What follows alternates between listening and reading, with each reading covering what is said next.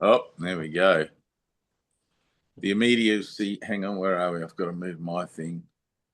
Claire and Natasha. Hello, hello. Iona. Oh, we're a little early, so we'll just wait for a minute. But I think I'll. Are you there? Who, me? Oh, there you are. I'm just trying to work. Yep, no, it's all right. I thought I'd turn the thing off. Colin, good morning. Mm. It's been pretty interesting. I've been looking. I had somebody on one of the comments. I just made that little video about Vedanta, Advaita, and the non-duality thing. And then as soon as I made that, I had somebody ask me if I could make a video about the teachings of not Siddhartha, of Nisargadatta. Nisargadatta. Yeah. And I thought, well, it's essentially the same thing, like the both of those guys are teaching non-duality from Advaita Vedanta, from that whole perspective of the teachings of Shankara. So like, I don't know that there's any particular difference. So, but it's interesting how tangled up we get in the West with Eastern stuff. Not that it isn't juicy and that it isn't sort of something that makes you pay attention, but that it seems to have such credibility because of its longevity in the human psyche, and that whole storyline of masters and the lineages and all of these things. And it goes right back to 6,000 years to the Vedantic text, it must be credible and all of this sort of stuff. And the thing that always sticks out, there's a couple of things that always sticks out. The thing that sticks out the most in my mind, having experienced the revelations that Jesus says you'll experience in the Course, is the fact that the Course is directly from the mind of Christ. It's not an interpretation of 6,000-year-old scriptures. It's a direct, fresh, brand new translation, or not translation, transmission that sort of trumps and transcends everything that's gone before it. And if you can see that, and I know that there's a lot of minds that sort of have that sort of romanticized view of engagement with things from the long ago past, as if it's somehow credible. And in that, I was looking for a way in that video to try and build a bridge from like that time of Vedantic revelation to now, where consciousness as a whole has raised up, and the concepts and principles and things that were offered in the Course, which aren't offered through the Vedas, far transcend the nature of consciousness at that time 6,000 years ago, where people were still stoning each other for things that they did wrong, and like ridiculous. I mean, it still goes on in the East today, somewhat, I'm aware, but but the mentality of people has come a long way since 6,000 years ago. So I don't know that there's another video needed there. Do you think, or not?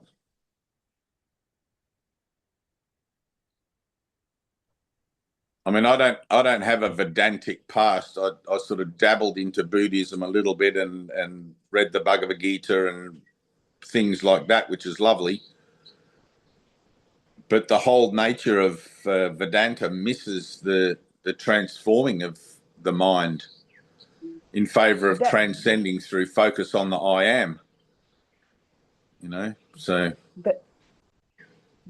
that's what I felt was missing in the video you did. I when I was listening to it, it felt like there was like a going back and sort of explaining what it was, but I didn't get a real push into what's available now. You know what I mean?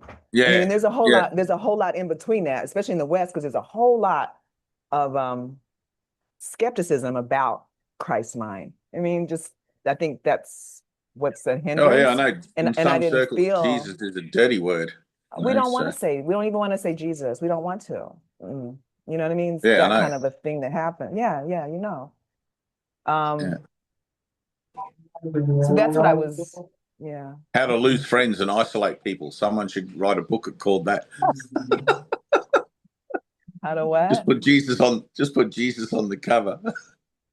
Which one? Poor Jesus gets a bad rap. It's like we gotta represent our boy here for something, you know. Like we got to come up with another thing for him.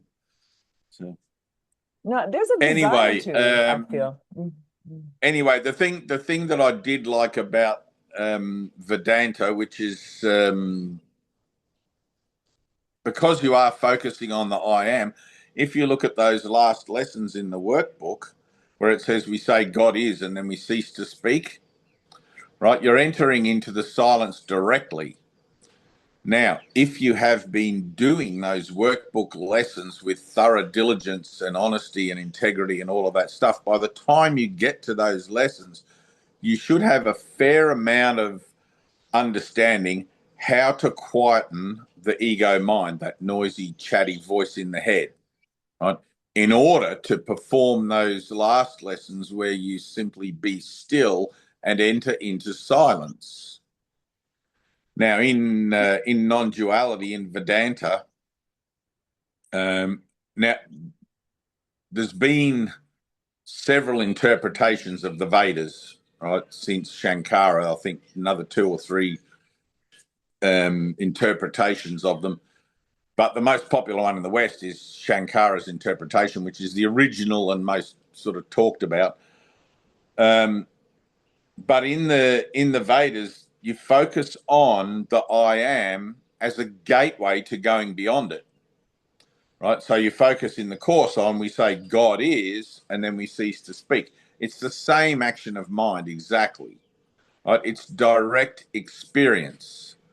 Now, when the mind is able to be still, when you are able to enter that silence and not be distracted out of it, and it takes practice, it takes a lot of practice, right? Jesus says like half an hour to an hour at the minimum.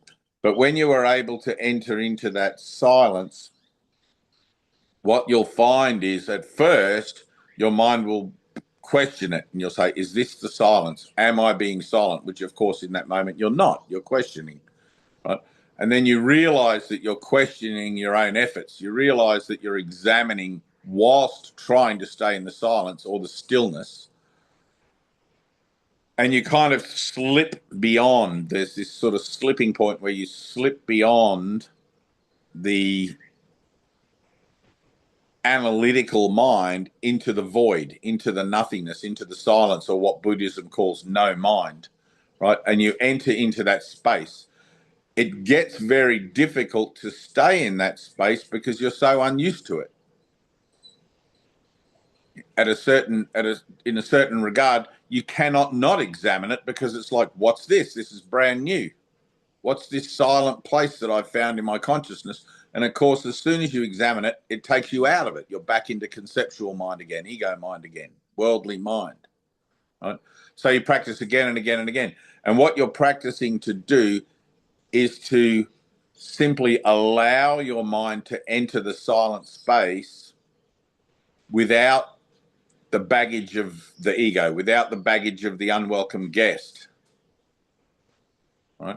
And you sort of tell yourself, I have to go into this space without examining it. I have to go into this space completely neutral, completely singular of purpose, simply to go into the space, not into the space so you can, not into the space because, just to enter into the space, right? Enter into the silence. If you look at that, and I talk about it as the weaving on a sweater, right, on a woolen sweater, when you pull it close to you, you can see the light through the weave, but from a distance, it looks solid. When you go into silence or no mind, I don't like to call it no mind because everything is actually mind. God is mind. So in essence, there's no lack in God and there's no emptiness in God. So in a sense, there is no real state of no mind because even in the void, you are still in mind because that's what you are, and you are always experiencing yourself in the different levels of your own self-experience, whether they're temporal, celestial, or singular, right? And by celestial, I mean the realms and the vibrations and etc. in between this and formlessness. So when you go into, and this is to the immediacy of salvation, when you go into the void, into the emptiness or the silence, you learn to stay there for a moment without examination. You teach yourself, right? And you'll teach yourself and teach yourself and teach yourself, and then you'll have a moment where you realize that you are beyond time all of a sudden. I don't know how to talk about that because it's very, you have to experience it to understand it. But the mind suddenly starts doing its own thing, right? You are simply along for the ride, and it feels like you're being drawn into a vacuum. It feels like you're being drawn into something that's sucking you forward or propelling, like a magnet is attracting you. And it takes an instant, like it just, by the time you recognize what's happening, it will have already happened. By the time you consciously understand the nature of what's occurring in your mind, it will have already occurred. And you sort of find yourself being sucked out the other side of that void into direct light, right? Now, I say into direct light, but that may not be where it is for you. You may find that you get sucked out into a more celestial experience, like something not direct light, but higher than this, right? Because that portal leads to all sorts of places. If we look at that silent place in your mind, it leads to all sorts of places. But once you enter it, you're not in charge. So where it leads is governed by higher authority. But it always leads to where you can gain the most advantage for the advance of your own process out of what occurs. Does that make sense? So I've had people tell me, I had a friend of mine, Kevin, this is one of the most beautiful ones, and I'm slightly jealous. Slightly jealous of his experience, but we were out in the car park one day and we were talking about the void, and as you know, my experience happened organically. I wasn't meditating. It just occurred, right? By the grace of God. But during the course of Ted's teachings and reading books and talking to other people, I learned about the void and realized what it was that I was encountering when I was practicing meditation earlier on, especially. What is it, boy? You got a stick? The dog has a stick, so I think I'm expected to throw it. But I was out in the car park talking with Kevin about the void and the experiences that he had going through the void. And he'd had two profound ones. One of them was with his wife at the time, where they both entered into the void, and I've never heard of that before. But the one that I really liked, they were praying for her healing, which is how that happened. She had that thing where all your skin pigment falls away, and she was Fijian or whatever, and she had big white patches all over. There was something I forget what that's called, but where your skin color, yeah, there's a name for it. But he went into the void and had an experience of being in a celestial place. He said the floor, it was a three-dimensional kind of, as if it was floating in space. The floor was black and white tiles, like massive tiles, with gold columns that went from the ground high up beyond the ability to see where they stopped. Like they went up forever. And he walked with Jesus along these black and white tiles to the edge of the black and white tiles, which was like a plateau. And they got to the edge of the plateau, and Jesus explained to him something about the universe. I can't remember exactly what his explanation was, but it was relative to his own transformative process.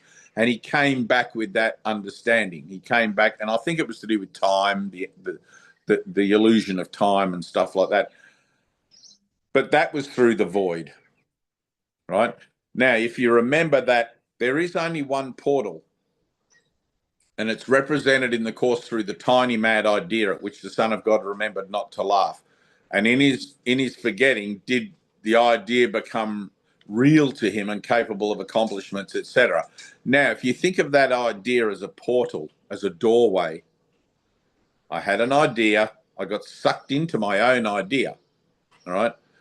On the way through, I've gone through all these different potentialities that idea can offer me, right? All the different kinds of realities according to my association with the original idea, right? So I've been in the 12th dimension, the 10th dimension, the 7th, etc., and you come all the way down to the 3rd. When you meditate and when you enter into the no mind or the silence and you're drawn in there, you don't know where your actual vibration at the time will allow you to go to, right? You have no idea. And it's not, allow is probably not the right word, but avail you of, you know? So it's like if you've got, let's say, a tank of petrol and it's full to the brim, you might get all the way through that portal. And I'm talking about faith here, right? So if your tank of petrol or your tank of faith is only small, you might not get far, because to go beyond the level of faith that you can comprehend wouldn't make any sense, right? Because this is a ladder, it's steps, it's logical in a sense, and it sort of leads you on one step at a time in a way you can understand it. And Jesus says in the Course, you know, even about I think he uses the references of talking in tongues, you know, in the language of the angels. And he said, I forget how he puts it exactly, but he says it's a kind of mental illness or a kind of delusion, because there is no point in talking in a language that people don't understand, because the salvation and the atonement has to become understandable to you for you to be able to solicit your willingness to continue to participate with it. And your continued participation is essential, right? It's not like you can really stop. Once you realize that there's a better way, and even if you can only see like just a small snippet of the better way, it's always encouraging to take another step, another step, another step. You know, the journey of 1,000 miles begins with a single step, but there are obviously many, many steps in 1,000 miles. At the same time, they are simply one step. And that's where I like Vedanta. Like, so Vedanta comes in and it's like, focus on the I am as a gateway to go beyond it, which is like those last lessons in the Course, right? But the whole preamble of the lessons before that is preparing you for those last lessons, right? Whereas in Vedanta, you don't have that preparation. You don't have those 360 odd lessons beforehand. I mean, if you're lucky enough to have a master that you can go and sit with, and they might give you some kind of context to what's going to happen, and you know, you'll probably recoil from it, and you'll probably want to run away, and you might want to kill yourself, and you know, because the terror there is just ridiculous. But the undoing of the way you see things now is one of the main things I like about the Course that the Vedas don't offer. Right, so that whole non-dualistic sort of thing that simply, and I have friends on Facebook that are non-dualists, you know, and I didn't know that was a term, but apparently it is. They're non-dualists, and they're always in every post and in everything there is something missing, and it is the personal witness which comes across as the certainty, right? Because witness brings certainty. It's the personal witness that comes across as the certainty of salvation, right? And what salvation is, okay? Which is missing from all of the Vedantic texts. I think there's 12, but it's missing from all of them because they are before the time of salvation. They are before the time of the fulfillment of prophecy. They're old news. They're fish and chip paper for spiritual past, right? They were a step that was taken to get to the time of prophecy where the resurrection occurred. And the resurrection, if you don't understand the resurrection, if you don't understand exactly how it affects you and your part in it and where it is that you align with it and everything else, you may as well throw A Course in Miracles in the bin, right? because that's the big picture. Why am I doing this? I'm participating in a global movement that's called the Atonement, or in a universal movement that's called the Atonement, right? Where I'm asked to play my part and accept atonement for myself, and joining in that, Jesus talks about it as a great chain of atonement, and I'm a link in the chain, right? And everyone who joins the chain strengthens it and makes it longer, and all the rest. The chain's more useful, far-reaching. But you have to understand that, otherwise, the idea of joining, the idea of true communication, becomes something that doesn't even enter your awareness.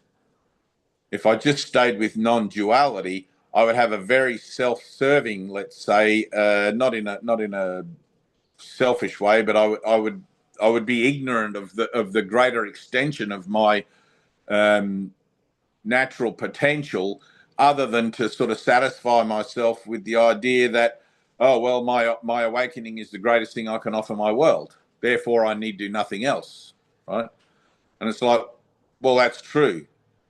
If you reach enlightenment, you don't need to do anything else. You're done, in essence. But that doesn't mean that the mind is purified. Anyone can experience direct light through the I am gateway, or the God is gateway, with a dirty mind, because God makes his sun to shine upon the sinner and the saint accordingly. Anyone can do that, right? If you have enough determination and enough willpower and enough, like if you want it bad enough, I want to know my Father, you'll do it, right? But that doesn't mean that the mind is purified. And the whole point of salvation is to return the mind to God as it was given to you. The conscious part of your mind, the ego part of your mind, which you've invented for yourself, is still mind. Does that make sense? It's just become corrupted. Okay, so it's like a computer program. The computer program has a virus, right? But we also have to include the virus in. Right? I have to include in the corruption in order to heal from it. If I just transcend it or ignore it and pretend it doesn't matter and just go straight for the I am gateway, well, I still have tethers in the world. I think it was Kabir that said, there is no point in waiting until you die to find out what's on the other side. If you don't find anything now, you're not going to find anything then. So you have, and Kabir was an Eastern mind, so Kabir was a beautiful sage, a rishi who, I'm probably going to get this wrong, but I think he was a Shivite from memory. I'm not sure. So, and probably not particularly indentured to any specific path as such, other than worship of Shiva. But, oh no, hang on, no, maybe. I'd have to look that up. I think I got that wrong. But anyway, it doesn't matter. But it's like the work that you do on yourself here. Tina can look it up. It should be straight in there. Pepper Potts. You guys seen Iron Man and he gets everything wrong and Pepper Potts has to go behind him and clean up all the mess? He's his personal assistant. The work you do here through forgiveness is purifying the mind, is transforming the mind, is healing the mind of false belief, right? Of all of those potential stages, of all of those potential ideas that you have experienced, not in this little one incarnation, but since the time of the tiny mad idea. Everything that you've come down through, all those different celestial realms to here, all of that is healed here, because salvation, which is a total experience, is not beyond immediate learning. It's not beyond your ability to heal from the tiny mad idea in its entirety right here, right now, and go directly to source. Okay, that's what the point of the course is, and to go directly to source without the need, if it transpires that way, to have to come back here to do any other work. And I don't know if that makes sense. I had my enlightenment first. My experience happened in my mind first. I had to come back in part to transform my mind, in part to clean up the mess I'd made of my mind, allowing the uninvited guests to just tell me all sorts of crap that I believed in and gave meaning to other than God. And also in part to represent the teaching of the Course, which I agreed with Jesus to do, right? However that looks. And it's a very 1 minute this and 1 minute that kind of proposition. It's hard to sort of say this is how you represent it and this is not how you represent it, because there's not really a right and a wrong way of doing things. The whole process is teaching and learning, and part of that learning process is realizing that when you're teaching something that if it sounds off or if you get it wrong, and then correcting again, bringing about the correction through the Holy Spirit again. So But the big difference I find in between the Vedantic approach is not only that it's outdated, not only that it doesn't include salvation, but the fact that it doesn't include the purification of the mind. Now I know in Eastern traditions there are disciplines that do focus on purification. Right, so a lot of the sadhus have a path of service.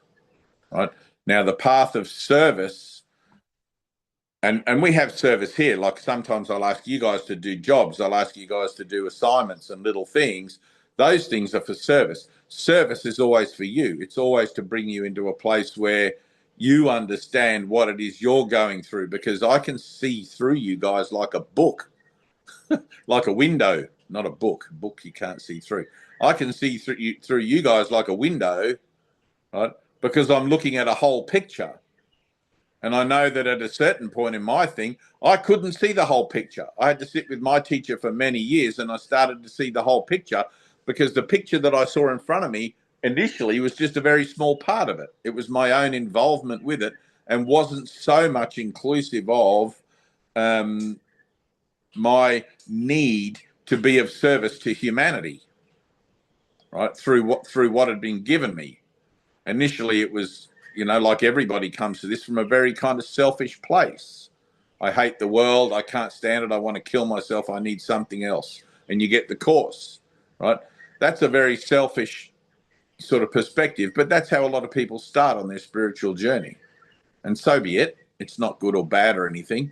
The whole identity of the ego is selfish. Look at me. I want this. Want, need, desire.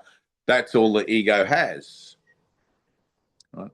But you go from that. You start to realize in your own benefit, in receiving the benefit that the Course gives you or that forgiveness offers you, you start to realize, hey, this could help others. If it can help me, it can help others. And then at some point, you just automatically realize that you are helping others and whatever. And then you become sort of more in tune with the idea of being a teacher of things. And it begins to take on more credible parameters, I suppose. But you just want to make sure that those things don't become also part of an identity. There's a lot of people in the world that travel the world stage and make quite a good living and, support the narrative of their identity, charging $3,000 for a workshop or some bullshit like that. And I don't abide by any of that. So if there's any kind of self-interest in, and you always have to doubt yourself. I always err on the side of humanity, on the side of the fault. Because why? Because I'm still here in the flesh, which means there must still be work to do somewhere.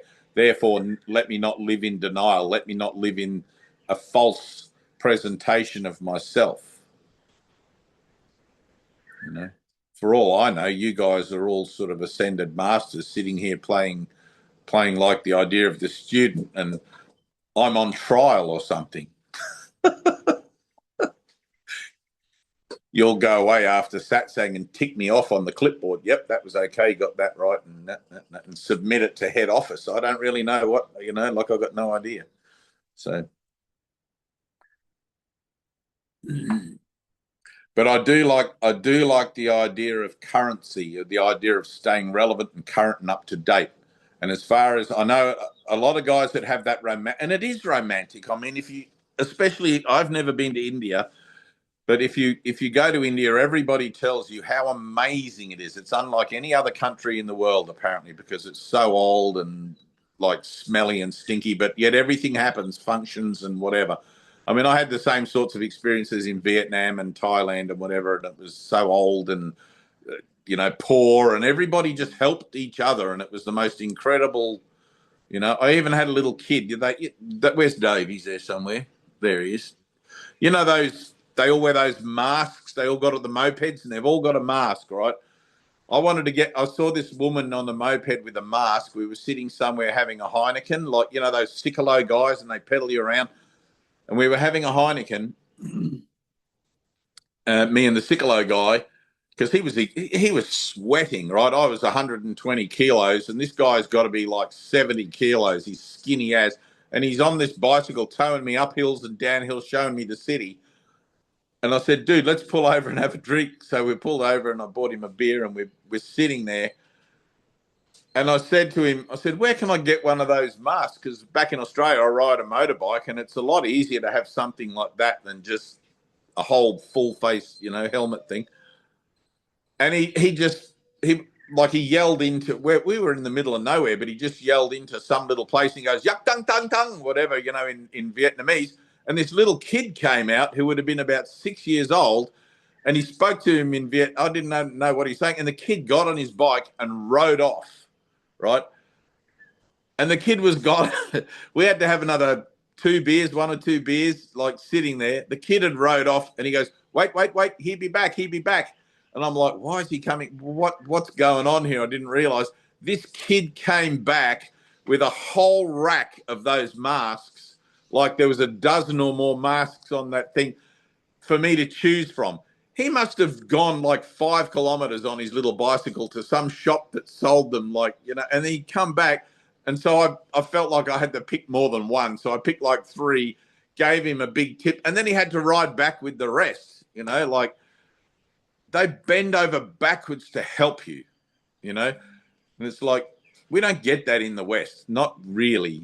People will give you directions. People will tell you how to get there, but go there for you, get the product for you, bring it back for you to select from, and then take it back for you and take the shop owner the money. Like, that's above and beyond service. That is just, there is nothing that little kid and that Sickalo guy could have done more for me in that moment. Like, I didn't have to do anything. That was the universe, so beautiful. But the service that, and if you look at the ideas of the gurus in India, the holy men and the sadhus, they are there to be of service. That is their life. That is their discipline. They are there to serve humanity. Now, how they do that, obviously, because a lot of them have a religious orientation, is through the particulars of their religious devotion. Right, they travel from village to village, usually as medicine men or as teachers and that sort of thing. So they're not going to ride off on a bike and go and get you a mask from somewhere per se. But I mean, they might if you asked. But their perspective of themselves is this, and I got this from a documentary series that SBS had once, and it was so beautiful about the life of these 6 different sadhus. And each episode was about one of them. And he said, a sadhu considers himself to be lower than the shit that falls from the ass of a snake, right? Because a sadhu realizes he is responsible for all of the suffering in the world. He is the dreamer of his dream. What he sees is his responsibility. What he imagines is his own ideas. And that's where he heals it,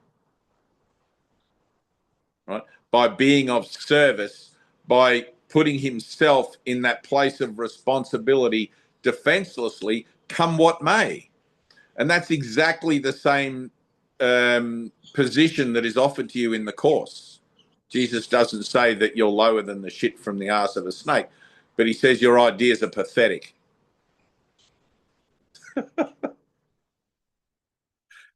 And when he says that, I hear that. My ideas are pathetic. My ideas are absolutely pathetic.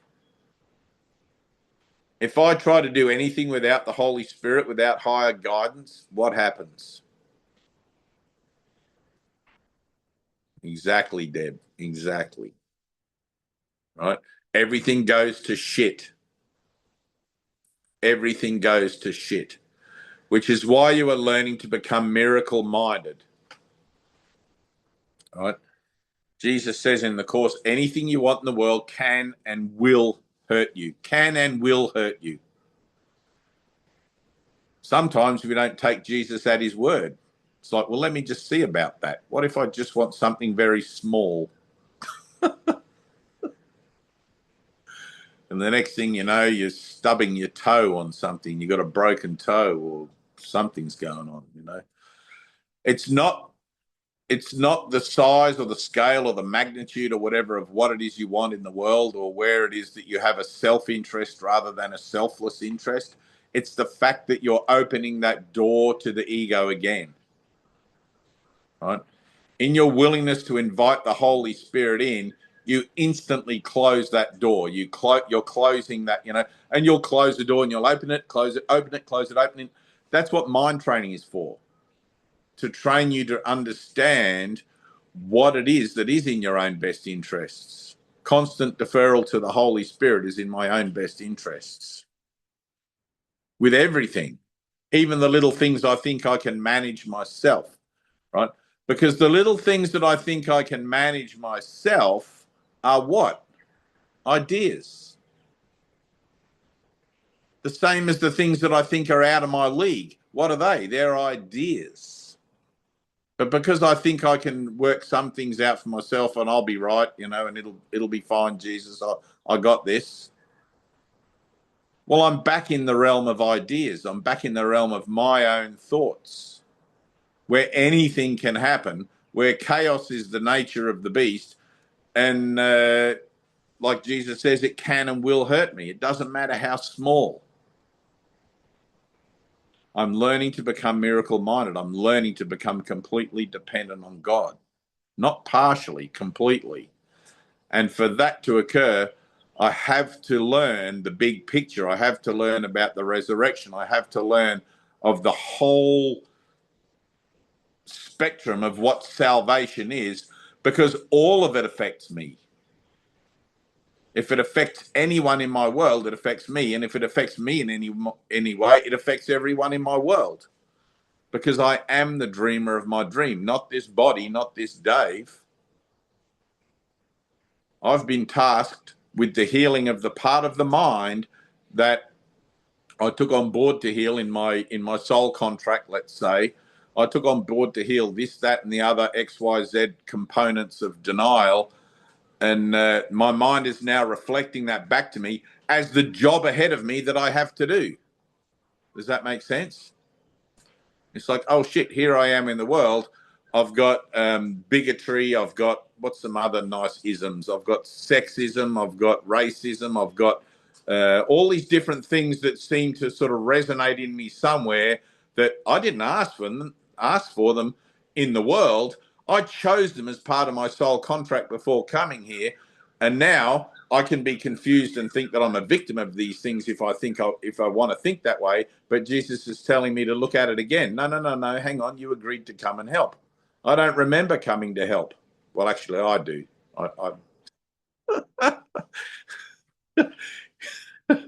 When I was out of time, I remembered perfectly well making the decision to come and help. If I could kick myself in my own ass, I would. But, you know, it's a bit late for that now. But no. I still would have come. But The level of service that you get to is by taking responsibility for all of those things that show up for you, right?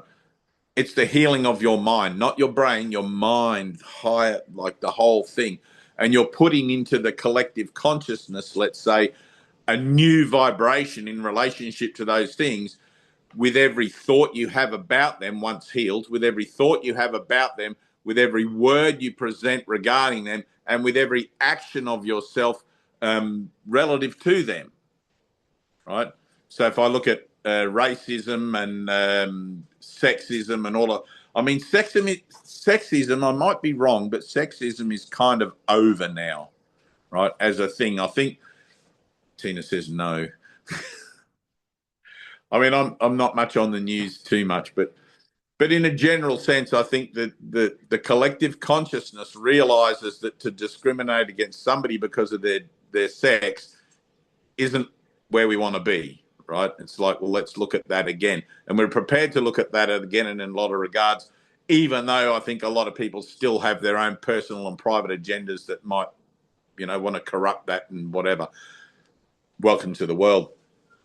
But racism is definitely one that seems to be prevalent in the West, and the idea of the haves and the have-nots, And if you look at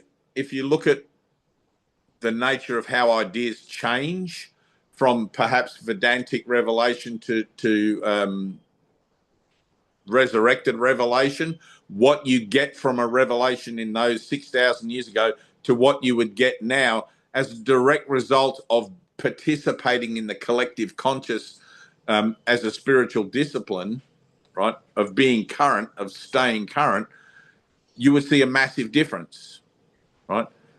Men are not clubbing women over the head anymore to take them off into caves to procreate with them.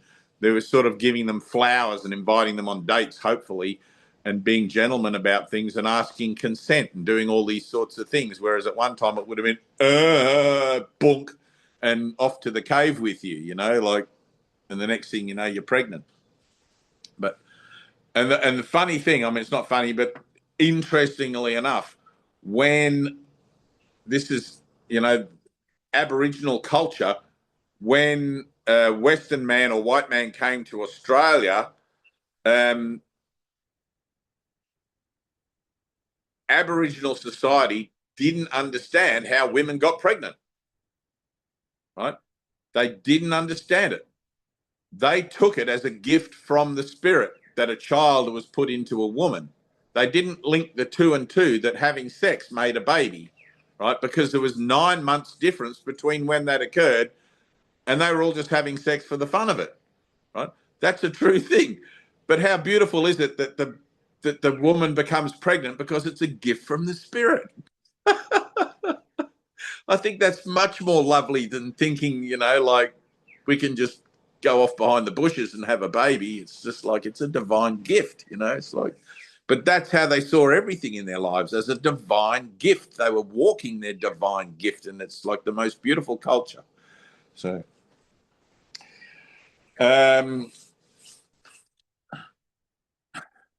so service and the immediacy of salvation are part and parcel. They're hand in hand, right? They go hand in hand. If you want salvation for yourself, you must be of service to others, because being of service opens you to the greater good. Being of service opens you to the whole picture. When you go through the gateway of God is, or I am, into the infinite, you're going into the whole thing. You're entering into a state of mind, which is what service on earth is, a state of mind. I'm of service to humanity. I'm of service to the sonship, regardless of what that looks like. It's not the doing. The doing only brings the witness to the fact that, yes, something's happening. But what's happening is you're opening your state of mind to a whole happening. You're not limiting it, right? One of the things in the course, like you made very obvious in the beginning, is how limited consciousness is. It's the idea, and it symbolizes the idea of limitation. And you find yourself within it. But from within it, you don't understand what's on the other side of being limited, because being limited is all you seem to have ever known. So when you have your first shift in consciousness and you start to remember something, you start to realize, holy shit, something actually occurred in my mind, and that I see a whole new way of doing things, or and you may shut that down. Your ego might shut that down again, and you'll have to go through it again and again until finally you realize not to compromise it. But you start to realize that it opens your mind to something that's beyond its current perception, right? People tend to dumb that down and say, oh, that's called being conscious. No, it isn't called being. No, it's not being conscious at all. You're not a conscious person. There's no such thing.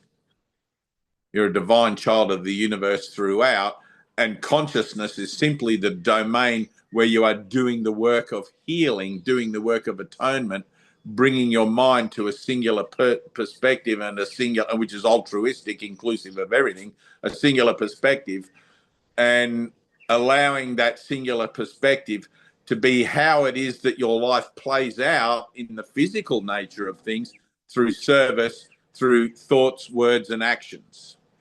Okay, listening, learning, and doing. The doing is an important part of it. So being of service is the same exact thing on the outward picturing to opening the full blossom of that 1,000-petal lotus, if you like Buddhism, to what's potentially waiting for you in the middle of the lotus, right? In the center of the I am. Does that make sense? It's kind of loose because, like, if you haven't had an experience or a shift in consciousness yet, in a way where it shows you that there's more on the other side of that shift than you were aware of before the shift, you're going to still be trying to use the understandings that you have before the shift to navigate what I'm telling you now, right? Which makes it very difficult, which is why we focus on trying to listen without arbitration, just letting the words in, letting the frequency in, rather than trying to work out where it fits in with what you understand now, because it won't. Does that make sense? Bits of it might, but mostly it won't, because it's always leading beyond what you know now, beyond what you remember now. I mean, you know everything. It's already in you. The memory of God is in you. You know everything. You've just got to remember that you know it, right? Clear away the blocks and you'll remember. You'll find it easier to go through that I am, right? But enlightenment is two parts. Salvation is two parts. The realization of self, right, and the purification of the mind. Those two things work together. The realization of self and the purification of the mind. It's entirely possible, like through Vedanta, to go directly to the I am and slip into the void and have the experience of formless self, right? But there's no point in doing that without the purification of the mind. And there's no point in purifying the mind if you don't intend to sit there in that meditative posture at the end of the process of purification and go through the I am to realize the true nature of self, right? And it's not like you're really doing it by yourself. I mean, you get to a certain point and it draws you in automatically, because your mind is always looking to reunite with its higher self, with its whole self, right? Your mind wants to be liberated from the idea of separation, not as an idea of an actual want, but as an idea of its natural inclination is to seek out self, right? Self to self. I don't know how to talk about it. Right?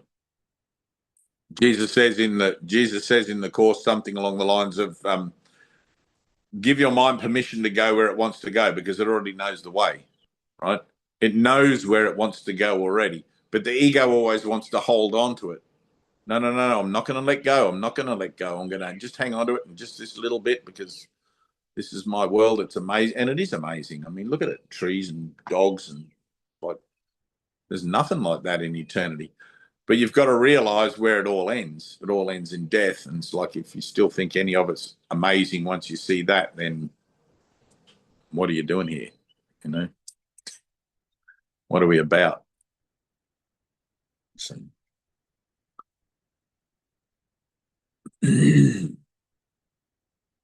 so you've got the immediacy of salvation, and you've got the purification. The workbook of the course will give you the purification and lead you to the immediacy of salvation in those end lessons, in those last lessons. However, you don't have to wait for those last lessons to pursue the experience of your illumination through the gateway of I am, or God is. You can do it now if you want to. Right?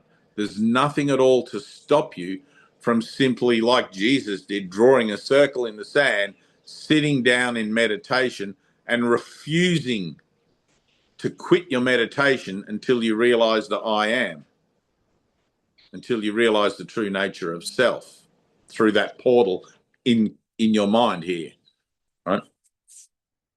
However, having had the experience and having gone through a vast quantity, I don't even know what that means, but having gone through a shitload of shit with the idea of purification, I would recommend going through as much process of purification as you can first, because it does make it much, much easier to be still in that moment of I am. When you approach the emptiness, when you approach the void, it makes it much, much easier to be still there, having got that mind training behind you, wherein you're learning to not listen and refusing to listen to that ego that wants to arbitrate what's going on with everything.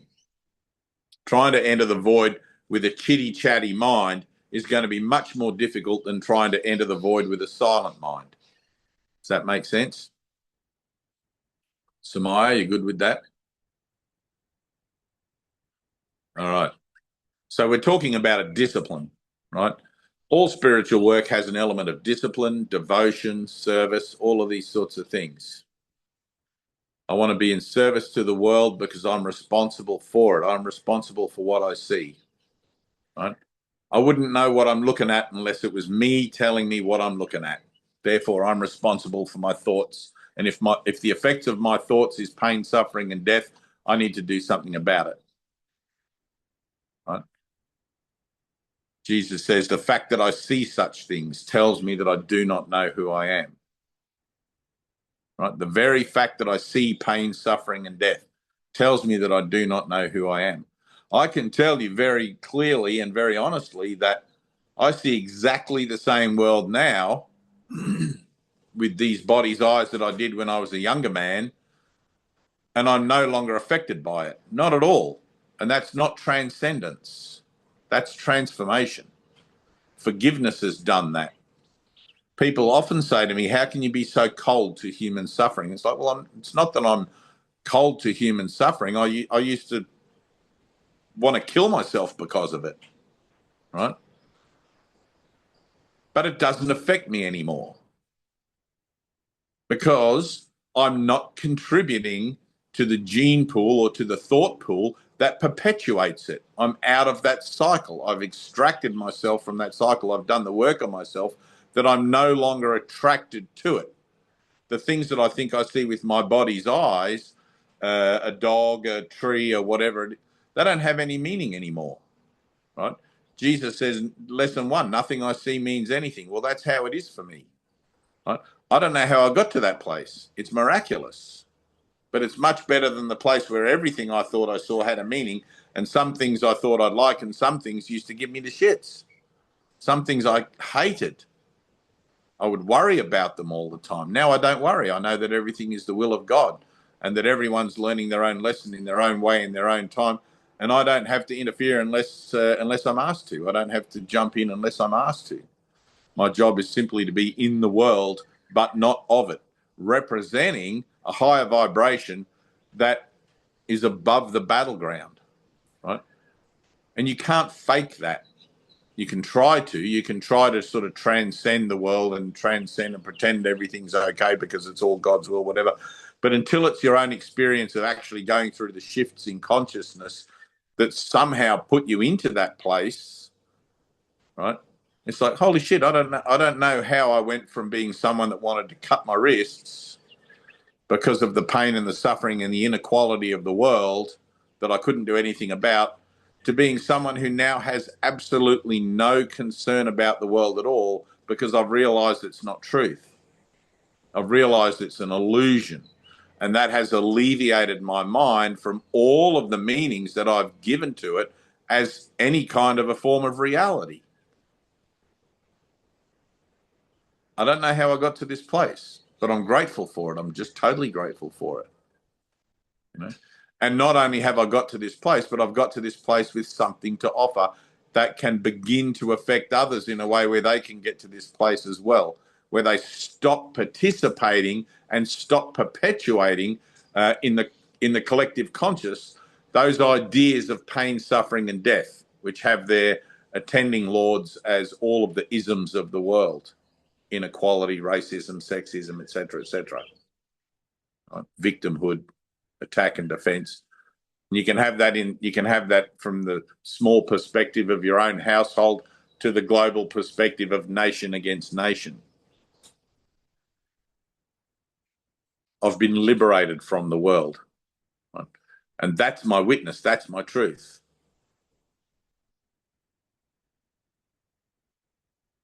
You guys are in the same process. And you're probably wondering, how did I even get in this process? How did I end up in this Zoom meeting? How did this? I was just living my life and then boom, this happened. And you'll be just exactly like me. At first you're going to wonder whether you want to believe it or not. I don't even know if I want to believe this shit. You know, is this true? Or is this guy just crazy and I'm crazy for listening to him? I'm telling you it's true, but you've got to come to that decision for yourself. And you're going to throw the book against the wall many times like I did. First time I was reading the course, I didn't want to believe it. I didn't want to believe there is no world. Even though I'd just experienced it. I'd just seen it all disappear. So that's how tenacious the ego is. I threw that book against the wall. I tore it up. My friend Liz, so this is a funny story. I think I've mentioned this before, but my friend Liz, many years after my illumination, I had to go back to Airlie Beach, which was my Nazareth. I had to go back there and present myself as the non-alcoholic, non-drug addicted version of myself that all of my friends would not have known me for. They all knew me as an alcoholic, drug addict, and all of the rest of it. When I went back there, I was rejected by all of my friends. Not initially. Initially, I was welcomed in, one of the group. But as I stood my ground and refused to drink, refused to take drugs, I stopped getting invited to places. But my friend Liz took a great interest in me. She said, "What have you been doing?" She said, "You're so different. Everything's changed about you, like everything." And I said, "I've been doing this Course in Miracles for the last 6 years, And I gave her a copy of the book, right? Anyway, I was only back in my own Nazareth there for a couple of months, I think, and then I headed off and did whatever. But I caught up with Liz again several years later, and how are you going with the book, etc., etc. And she said, "I've got a funny story about that book." She used to have a house right on the edge of the water, on the edge of the mangroves, right? And she said, one night I was reading that book and I hated it. She said, I couldn't stand it. It was just made no sense. And I threw it off my veranda into the ocean, into the water, the mangroves. And she had her name written in the front of it, right? And she threw it there. Anyway, somehow on the incoming tide, somebody found the book. And 3 months later, Liz was at this party and talking to this guy. And this guy, they were talking about Course in Miracles. And this guy said, "That's so funny." He said, "I was walking along the beach and found a copy of A Course in Miracles on the beach, and it's got your name written in the front cover." And he gave it back to her. It's the funniest thing, It's like some of the stories you hear in relationship to this Course in Miracles book. It's just like, I threw mine against the wall. When I was living in my teepee, when I went through my ascetic stage, I went and lived all by myself in the bush, and I used it. I tore out the pages as I was reading them and used them for kindling to light my fire in my teepee, and used them for toilet paper when I ran out of toilet paper, and it was very sacrilegious. And I think I went through 2 or 3 books before I finally realized, all right, I've got to read this book. I've got to go and be with the people that are studying this, because I just can't do it by myself. And that's when I went and sat with my teacher for 6 years. But that first year was hell, though. Annie was the one that finally got me there. So, but anyway, I'm getting off topic a bit. But those lessons are entirely and focused on entirely the purification of the mind. Right? You have to do them properly. You have to look in conjunction with the text where it says you must realize there's nothing in the world you want. You must look at the world with open eyes and see where all of its pathways lead. They all lead to death. They all lead to nothing and back around again. Right? Even the most beautiful pathways in the world. I mean, if you live on a beautiful yacht and you sail to different countries and have a wonderful life, you still die and you still come back again. And the next time you come back, you don't know where you're going to pop up. Everything here is chaotic and random. You might pop up in a wealthy family, in a poor family, in a third world country, a first world country. You might pop up in a different kind of reality altogether. Right? And you start all over. You start again, depending on where it is that your vibration allows you to pop up from the work that you've done on yourself in this lifetime, right? From the efforts that you've made this time around to raise your vibration. The higher your vibration gets, the more in tune with your true self you become, not you become, but you begin to resonate with, because you already are that. And the greater potential for revelation and experience beyond the world you can have. Okay, it all works together. Jesus talks about it as becoming revelation ready, healing the mind, learning to become miracle minded, so you become revelation ready. You can't be partly miracle minded. You can have fear about having to face some of the things with miracles that you're going to encounter in your life, in your experience, and that's fine. Like Jesus says, I know you guys have fear. That's fine. That's what the whole reason I gave you the course, right? He's not judging you for that. He's not saying there's anything right or wrong about that. It's just part of the natural way of things in the physical world. Welcome to the world of fear. That's what it represents. And within that, we look for the least fearful things to sort of gravitate towards. But they're still born of fear, because the whole realm, the whole physical realm, is born of fear, or born of the idea of separation, right? Whose thought system comes forth from fear. So the more work, the more intense, and it does get intense, the more intense effort that you put into those lessons, the more you're going to get out of them. Right?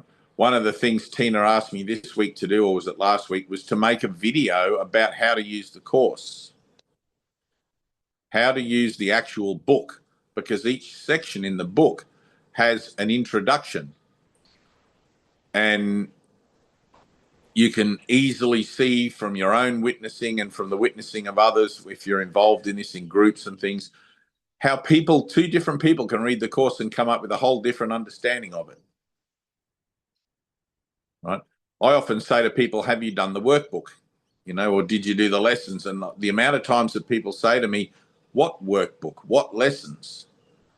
Even though they've just told me they've done the course or they've read it, they haven't done the workbook. Right? So it seems obvious to me, but it's become a necessity, because ego is very cunning. It's become a necessity to actually have to sit here and tell you, hey, there's a workbook. Hey, there's an introduction to the workbook that tells you how to use it. And there's an introduction to every lesson that tells you how to apply the lesson. Right? Now, I'm exactly the same as you. Had I not gone to sit with my teacher for all those years and be in that place where all the guys there were doing the course, I would have been wondering what the heck the book was about as well. Right? It didn't make sense to me. I didn't want to believe it. It was just hard going. Everything was just difficult. I had to make the commitment to put myself out and to finish my old way of life to go and be with all those guys for that period. I didn't know I was going to be there for 6 years. Right? But I walked out of my house, quit my job, walked out of my house, left all my furniture and everything behind, took a box of clothes, my dog and my car, and went to Byron Bay, about 200 kilometres down the road in those days, and stayed there for the next 6 years. My house got sold, everything else just sort of took care of itself, and the bank got their money back eventually. But I had to do it. I had to make that decision. It was the same radical decision that I had to make when I was living in Airlie Beach, addicted to drugs and alcohol, and I knew I had to quit my job and leave that town because all of my friends, it was a party town, a tourist town, right? All of my friends, people go there for holidays all year round, and all there is alcohol and fun. That was it, like Ibiza or somewhere like that. It was the same sort of place. And I had to make a decision to leave my friends, leave my girlfriend at the time, leave everything, and get away from there, not knowing where I was going to go. Right? I had to get away from there just to find a clear space where I could focus on me and try to quit. Alcohol was the main one, and drugs and everything else. Try to get off all that crap. And it still took me some years after that to do that. But that was a radical decision. The thing that you're looking at in the course is a series of radical decisions. Every one of those lessons. Nothing I see means anything. The first lesson. Am I going to believe that? Because if I believe that, that's going to be a radical choice, a radical decision to believe that lesson in my mind that is from that point on going to affect the way I see everything. It's like planting a seed. Jesus gives me the Course in Miracles very reasonably. Right? He makes it very reasonable and very easy to understand if I'm willing to look at it from the point of view that he gives it to me from, that there is nothing in the world that I want. If the world still has value, then it's going to remain in evidence. It's going to remain for me to see and participate with it, but so I can fulfill the value that I've given it. But if I realize I'm on a journey of the soul and that the next experience on that journey is waiting for me to actually get my ass into gear and get there, and if I look at it like the idea of reincarnation, it's like, how many lifetimes have I done this? I mean, I've had 2 experiences of past lives during meditation that blew my mind both times. In one of those, I was a very, very big, solid African woman in a desert, and I had breasts and vagina, and like I was feminine. I was not me at all. I was more like Tina, but big, and naked, and I was in the desert, and I saw that, and it was as real in that experience as it was me real in this experience, being this white guy with a beard. And I can't explain that. And the experience before that was being at the crucifixion. I was standing at the crucifixion, watching Jesus looking at Jesus on the cross, looking at the nail in his feet, and I had a fucking meltdown. I cried for hours. I realized that when the Roman soldiers said, "Who else is with this man?" that I didn't say me. I turned away. That was a past life experience. That was as real in the experience of it as this is real in this experience of whatever this reality is. Just as I'm sitting here now. And there was no drugs involved, no LSD, no nothing. I mean, Jesus says in the Course that reincarnation is not real. But you have to put that into the context of the idea that there is no world. The world's not real either. Right? So it's not real in that context. I'm not this body or other bodies. I'm still me dreaming of myself as this body, that body, none of which is real. All this spiritual shit is some heavy stuff. It takes, you go back through this process of remembering all this stuff and experiencing all of this stuff and putting it into context and working out your own salvation with it. And it's like, whew, this big picture is really big. The big picture is really big. I don't think I can ever just go down to the pub with my mates again and just have a beer and talk about football ever again. Because it's like, how am I going to do that? The big picture is taking me out of the little picture that I once believed was all that I had to live for and to live within. I'm being given a new purpose. But first I have to understand it. First I have to be able to see how it all fits in. Otherwise, what use am I going to be to anyone? I'll just be some crazy guy running around talking about past lives and fucking celestial beings and light experiences, phenomena.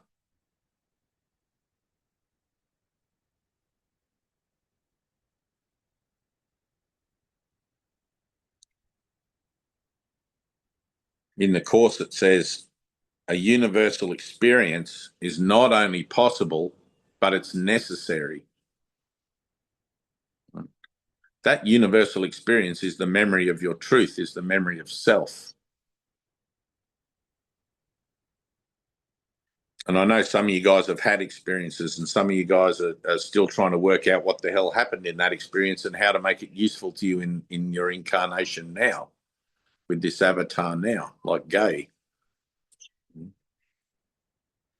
You have to ground that experience.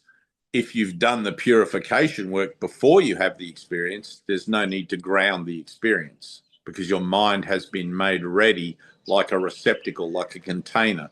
Your mind has been cleaned. The inside of the cup has been cleaned, ready to contain the new wine, the new understanding, the new revelation, the new vision of yourself. Right? But you can't put new wine into old skins. You have to be transformed. And the process of purification is transformation. So doing those lessons properly, realizing that, and I know the temptation to want to look for validation through other spiritual disciplines and things, and some of you guys have had, like me, have had various pathways of learning prior to coming to the Course, and you cannot not almost continue to reference those things. Oh, this book says this and this book says that.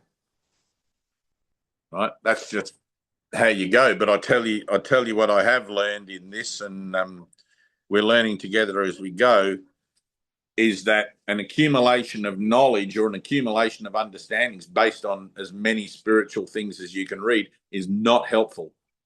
You might think it is, but it isn't. It's actually unhelpful, because you get to a certain point and you realize that you have to divest yourself of all of it, even A Course in Miracles. Right? And the more of it you've got to divest, I mean, Jesus streamlines it. You've got 365 lessons, and now forget this course. He gives it to you specifically. But if you've got to forgive the Course, you've got to forgive the Gitas, the Vedas, like the whole Upanishads, the whatever the Buddhist teachings are, I forget the name of them, but all of it, if you've been down every kind of rabbit hole, the energetic obstacle that those things present as an idea that once probably showed itself as learning is going to be bigger to let go of, and it's going to be more daunting. There's an occurring that's happening in me now where I realize, and I've noticed this in the last few months, where I've realized that A Course in Miracles is fading from my understanding automatically and organically. It's deteriorating. When I'm not talking to you guys, when I'm not talking about it specifically, I notice that I can't find it in my mind. And at first I was kind of concerned about that. And then I realized, no, that's trust the process. That's part of it, because my mind is being returned to a singular state of awareness, which is beyond the I am. And I've already been told I've already been told what my next incarnation will be. So everything in my association now is preparing itself for that, I would guess. I mean, it makes sense. It doesn't make sense to have things occurring that don't make sense, if that makes sense. Any questions? We're going to read the first. How many of us is here today? We're going to read the first few things. 19 people. All right. Iona, can you start, please, darling? I want to go from lesson 19 down to 1. We're going to go backwards. Just because why not? In the little book, in the reviews, just to change things, just to trigger all of you people that might have this kind of control freak thing. No, we have to start at 1. Is anyone like that? Anyone going to get upset if we start at 19? Yeah, Tina. I knew you were going to put your hand up, Pepper Potts. Ooh. You can be the last one then. You can be last one. You know, technically, if you're the last one to do lesson 1, you're the first one to do lesson 1. So that should satisfy you.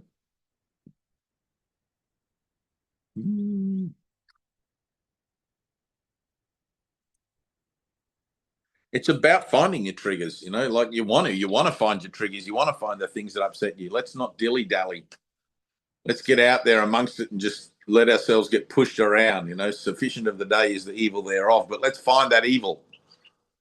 Let's get into it. What the hell pisses me off today in this stupid world? You know, conspiracies within conspiracies and lies within lies and dreams within dreams and illusions within illusions. It's like it's never ending. It's like, I know, stand still and you'll get dizzy. Literally, stand still and you'll get dizzy. You got to keep moving to stop the dizziness. Keep changing. All right, where's she gone? Where is Iona? I'm on my phone, sorry, so I've got to scroll up here. Then we'll go to Mally after that. Up in Connor. Oh, there she is. All right, let's have it. Your microphone's muted. Unmute.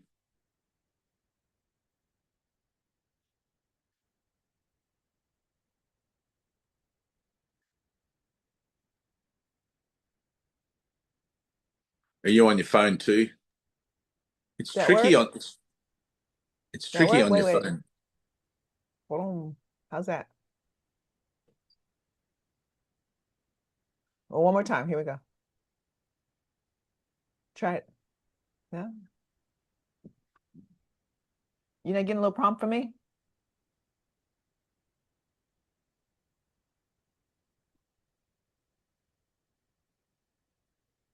No. You're on, what are you on? You're on a iPad?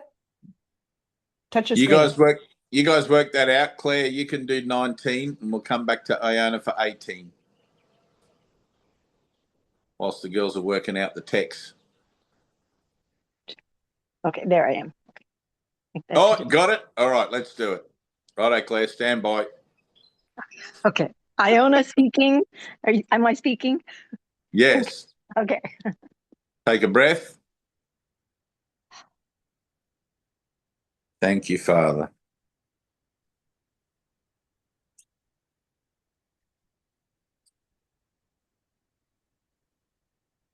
I am not alone in experiencing the effects of my thoughts.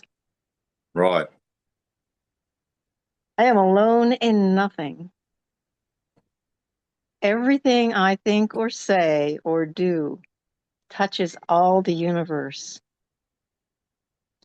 A son of God cannot think or speak or act in vain. He cannot be alone in anything. It is therefore in my power to change every mind along with mine. for mine is the power of God. Good. See how perfect that is? Exactly what we've just been talking about. Malik? Oh, wait. Hang on. Stop for a second. I got this exactly for Malik. Where are we? Tina, that sound clip that I sent you? The Skyrim? Yes. All right. Yeah, you want now that? play it now, and then Malik All can right. read. Right on. Okay. This is for the Wait, guys, right? This is can for you, Where's Connor? This is for Connor and Malik and all the guys who are like me, Eric, Kevin, Michael. Right? I want you guys to listen to this piece of music before we continue reading. While Okay. can you Tina's tell me where I have to go first in the work? just listen. Right? I want you to listen to this piece of music, and I want you to listen with your heart. Listen with your heart space. All the busy doing, all the busy everything, put it on hold for a second and try to feel this. Okay, Vlad, same. Roger, same. Close your eyes if you have to. You ready? Yep. Play it and turn it up.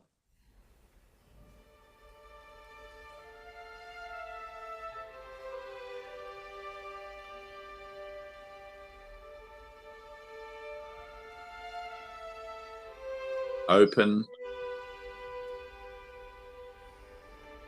Surrender.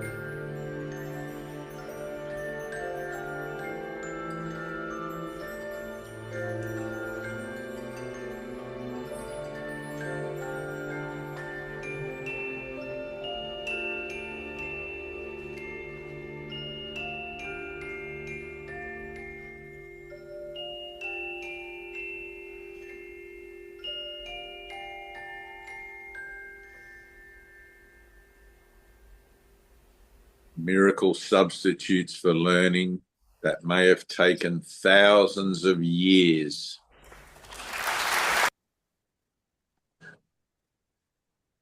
Oh, You have to let that affect you. Each of us has been here already for thousands of years. This is the crusade we're on, from time to eternity. We've fought in all the wars. We've been through all the different things. We've done it all. And it's time to come home. When I listen to that piece of music, it calls me. There's something, I feel it. It affects me. A lot of people that have profound memories, profound recollections of parts of themselves long forgotten are often triggered and activated through listening to music or being in certain circumstances and situations that remind them. And that music reminds me. It's like there are things in the dream. There are, like movies are obvious, The Truman Show, those things remind you as well.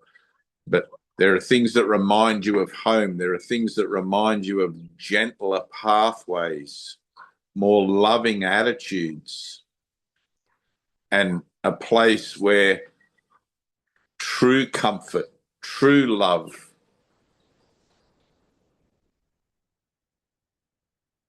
and it's there that you're being called to, but you have to feel it. And it's easy to be staunch in the face of adversity. It's easy to shut yourself down. It's easy not to feel things. But this is a journey of intuition. This is a journey of perception. This is a journey of opening to the heart. And I would encourage all of you to make whatever inroads into that you can as quickly as you can. Let things affect you, like that piece of music. Let it affect you.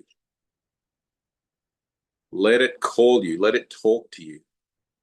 That's what it's for. It's specifically for that. All right, lesson 18, Malik. With that music in mind, feel the lesson. All right, doing my best. Don't do your best. Nope. I'm doing my best. That's what I always try to do. It's do or don't do. Yes. Yeah, I'm just hopefully I'm the right part. That's cool. Okay. I'm not alone in experiencing the effects of my seeing. Right. If I have no private thoughts, I cannot see a private world.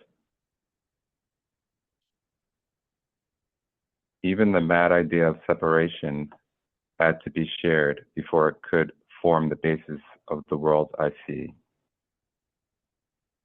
Yet that sharing was a sharing of nothing. Good. I can also call upon my real thoughts, which share everything with everyone. As my thoughts of separation call the separation thoughts of others, so my real thoughts awaken the real thoughts in them.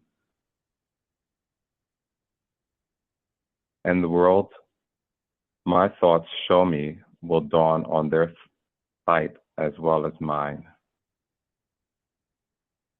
Good. Tina, did you hear that?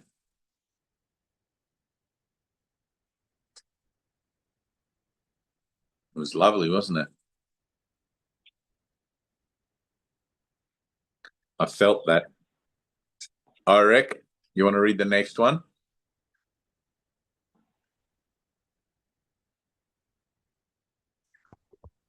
I need to get it ready. Maybe.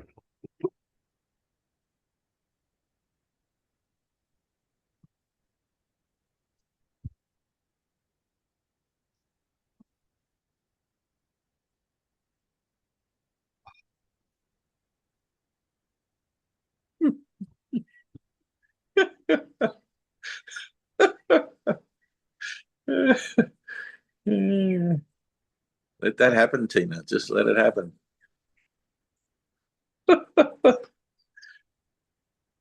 You're supposed to fall in love with your brothers.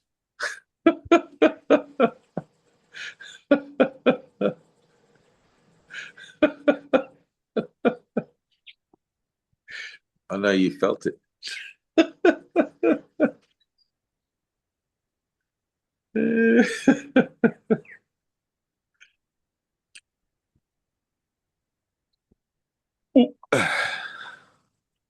When you're ready. It's the full lesson 19. No, just a review. Review. Okay. I think it's 16.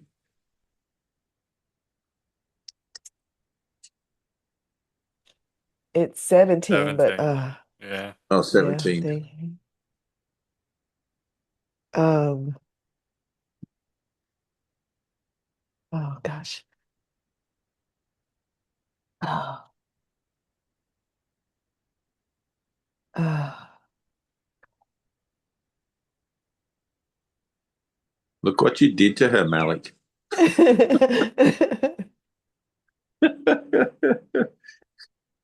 You touched her heart.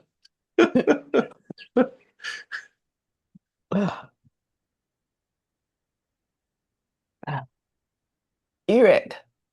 Oh, what book do you have? Pepper Potts will not be coming to work today. There's book B. Oh, you're in that one. Okay. It's the lesson 54. Oh, okay. Oh, book B. Oh, no, page numbers. Oh, wait, in the blue. Got it. Yeah. You got it? All right. Yes. You got it. Yes. Cool. Right on. Got it. Yes. Oh, okay.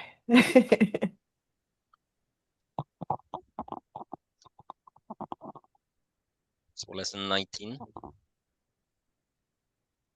I am not alone. 17.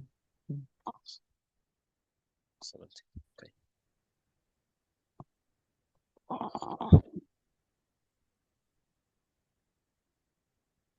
I see no neutral things. That's the one. What I see witnesses to what I think. If I did not think, I would not exist, because life is thought. Let me look on the world as the representation of my own state of mind. I know that my state of mind can change. And so I also know the world I see can change as well. Good. Gay.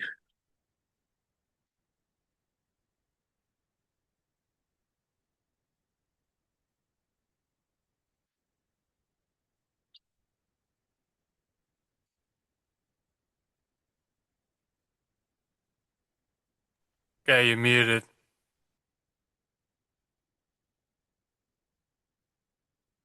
Thank you. Thank you. I have no neutral thoughts. Neutral thoughts are impossible because all thoughts have power.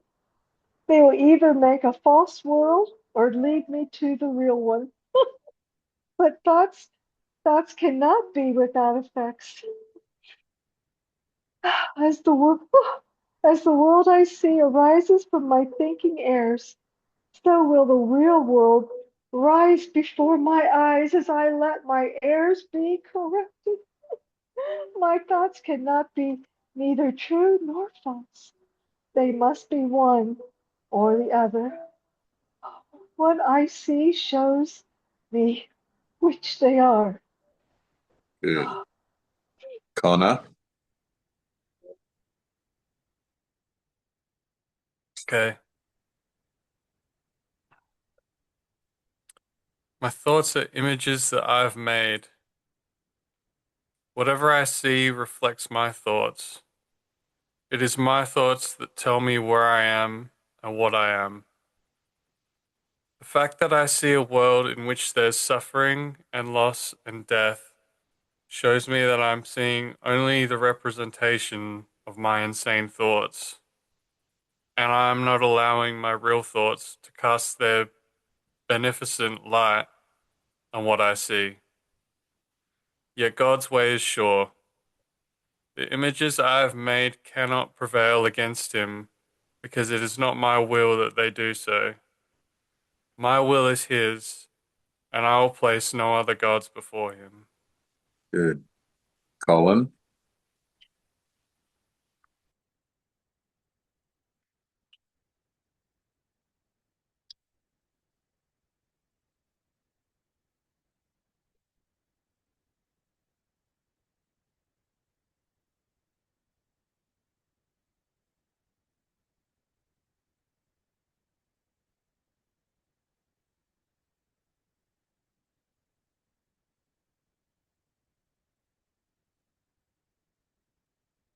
I am determined to see. Recognizing the shared nature of my thoughts, I am determined to see.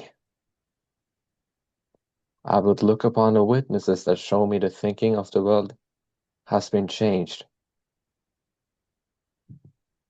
I would behold the proof that what has been done through me has enabled love to replace fear, laughter to replace tears, and abundance to replace loss. I would look upon the real world and let it teach me that my will and the will of God are one. Good. Deb?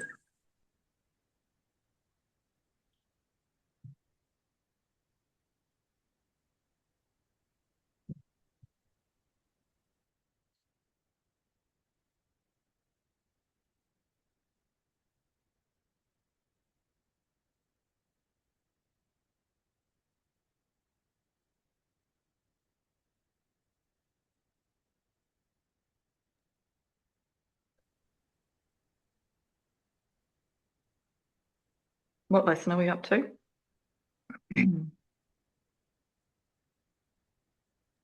Oh, yeah, we're at 14, 14, Or 14. Thank you. yeah. God did not create a meaningless world. boo. Terrible. Yeah. Close your eyes. Take a breath.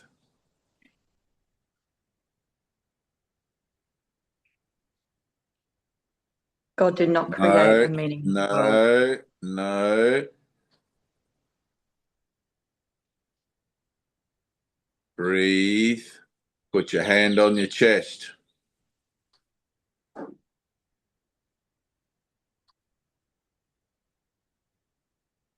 You are the power. You are the power in you and through you. Let it happen. There you go. Now read.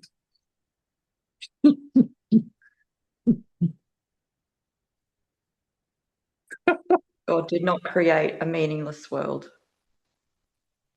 How can a meaningless world exist if God did not create it? He is the source of all meaning, and everything that is real is in his mind. It is in my mind too, because he created it with me. Why should I continue to suffer from the effects of my own insane thoughts when the perfection of creation is my home? Feel it. Let me remember the power of my decision and recognize where I really abide. Those last two sentences, read them again. Feel them. like you're talking in the mirror.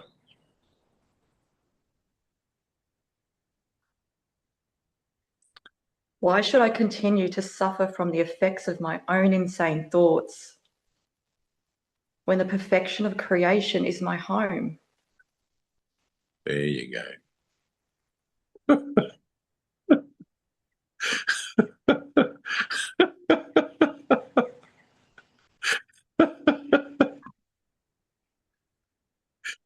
Dave, you bastard.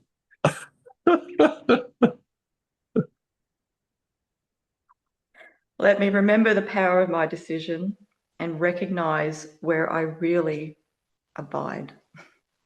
Good. There you go. That's different, isn't it? Huh? Yeah.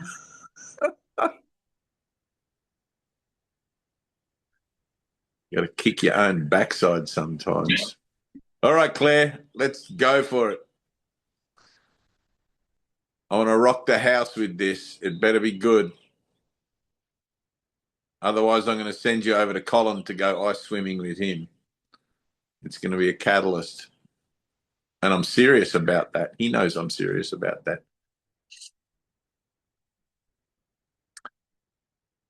I want you to push into this and really feel it when you read it. Connect with the material.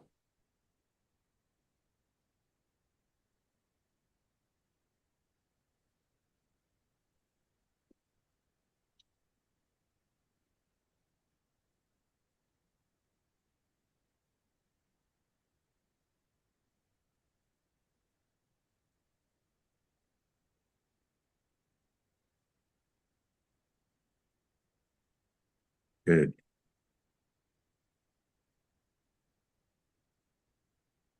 A meaningless world engenders fear. Does that make sense?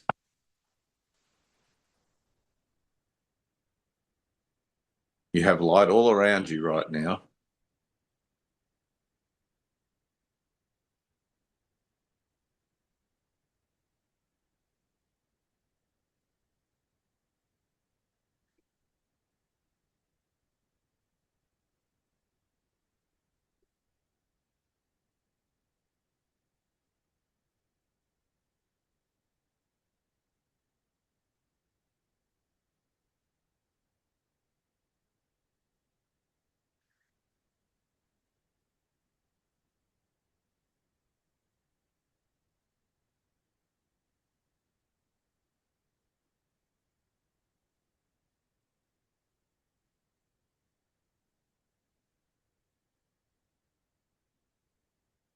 Push.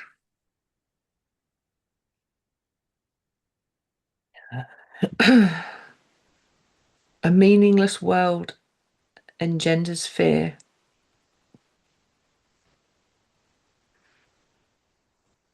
The totally insane engenders fear because it is completely undependable and offers no grounds for trust.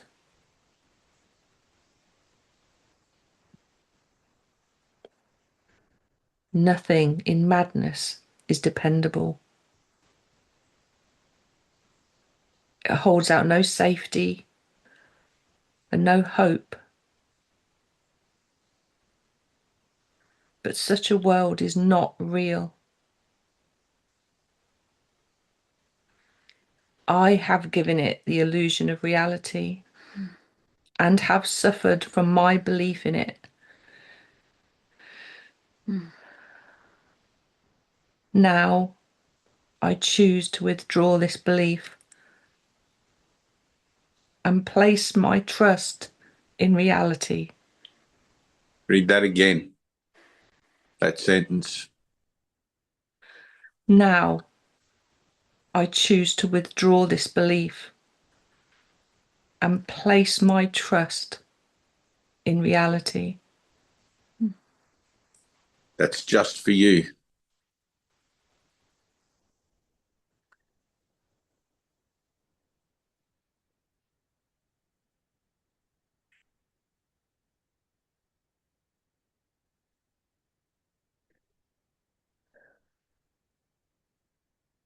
In choosing this, I will escape all the effects of the world of fear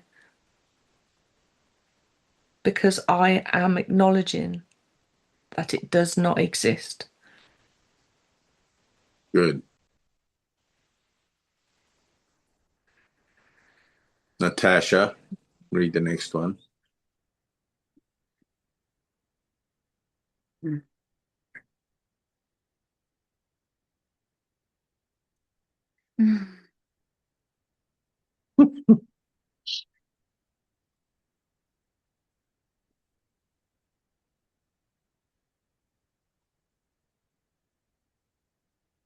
I am upset because I see a meaningless world. Insane thoughts are upsetting. They produce a world in which there is no order anywhere. Only chaos rules a world which represents chaotic thinking. And chaos has no laws. I cannot live in peace in such a world. I am grateful that this world is not real and that I need not see it at all unless I choose to value it. And I do not choose to value what is totally insane and has no meaning. I believe you. Dana.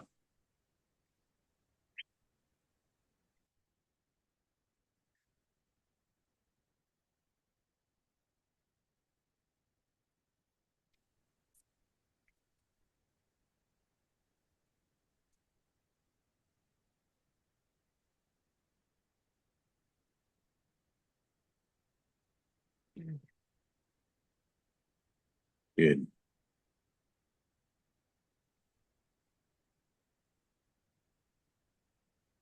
You're doing much better in this, Dana. I feel it. And when Jesus promised that when you got halfway through, it would change, he really meant that.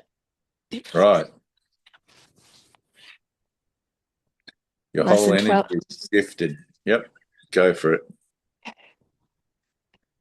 I am upset because I see a meaningless world. Insane thoughts are upsetting. They produce a world in which there is no order anywhere.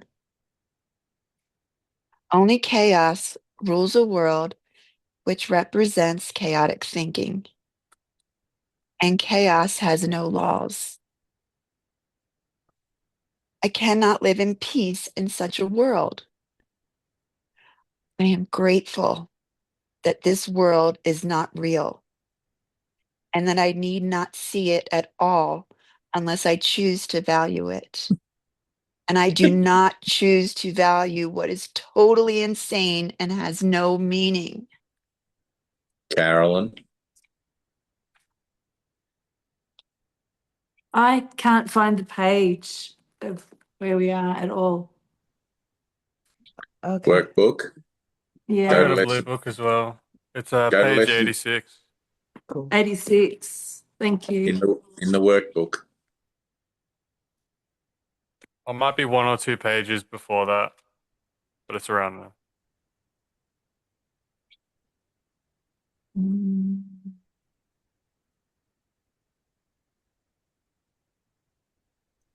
Yeah, it should be It's lesson 86, number 53. 11. Lesson Yeah, 53. and it should have in brackets number 11. Okay, thank you.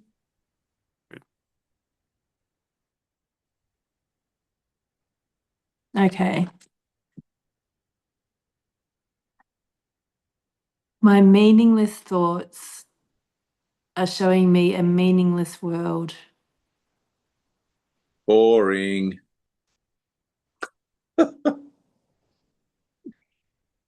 Connect with it. You sound like you're My reading a recipe. Close your eyes for a second. Feel. This is your salvation you're participating in. This is a moment in salvation. This is a moment where you are being called upon by your brothers to remind us all of what we have forgotten, to remind us of a crucial part of the way home, a crucial and important part of a step that we all must take, because this is a required course. You're being called upon to represent the Holy of the Holies in this moment. I don't want to hear you read a recipe. I want to hear your heart speak, sing, shout from gratitude at what is you are about to read. Thank you, Father.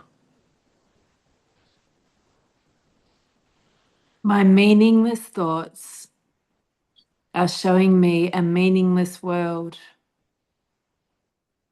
Since the thoughts of which I am aware do not mean anything, the world that pictures them can have no meaning. What is producing this world is insane. Stop.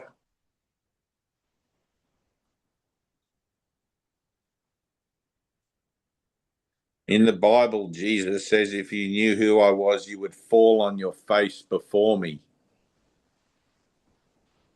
If you knew who I was, you would fall on your face before me. If you knew what you were reading, you would not be able to find the breath in your lungs to even read it.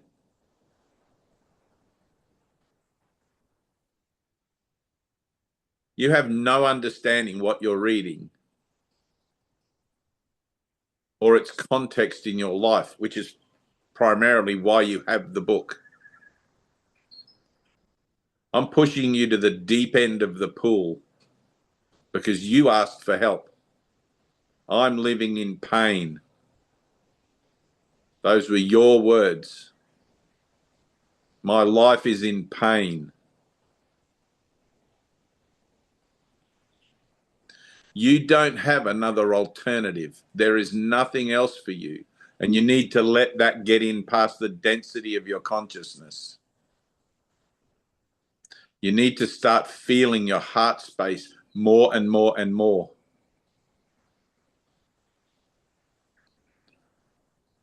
I had a young woman once in my face. She was little more than 5 foot tall.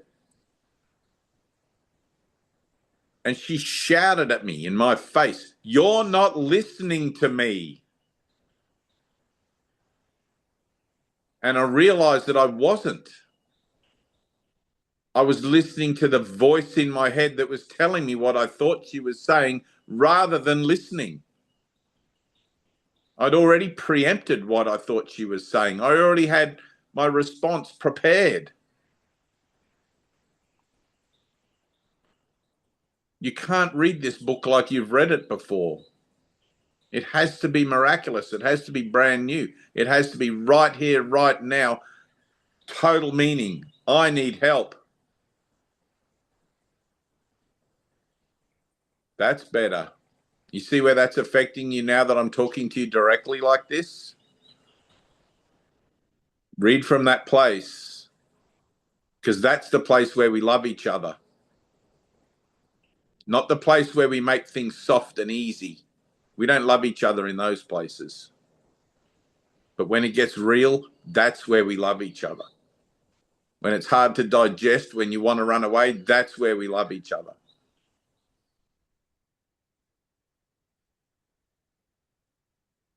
Go for it. What is producing this world is insane, and so is what it produces. Reality is not insane, and I have real thoughts as well as insane ones. I can therefore see a real world if I look to my real thoughts as my guide for seeing. Not much better. but I think you heard me. Okay. I want you to stay behind after class with Dana and with Tina and do some more reading with them, because they've been through exactly what you need to go through. And I know everything in you is trying to find a way out. Everything is looking for a back door. You're not even aware of that. You know, when people play a guitar and you can hear if one of the strings is not tuned? Right. You need to do some tuning. Everybody is here for that. Everyone turns up at the Satsang because their guitar is out of tune. They want to get it tuned. Okay. That's why we're here. We're not here because we don't need healing. We're here because we've admitted to ourselves, fuck, I need healing. I need a miracle. I need something to happen in my own consciousness. And I'm going to put myself deliberately in the firing line. I'm going to put myself right where it is that it's going to be uncomfortable. I'm going to put myself right where it is that I'm going to be on the spot, in the spotlight. And the medicine is going to be bitter. But the sweet medicine does nothing, right?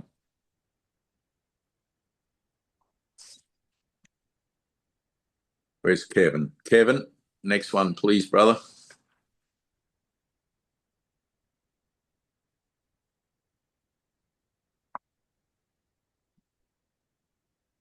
My thoughts do not mean anything.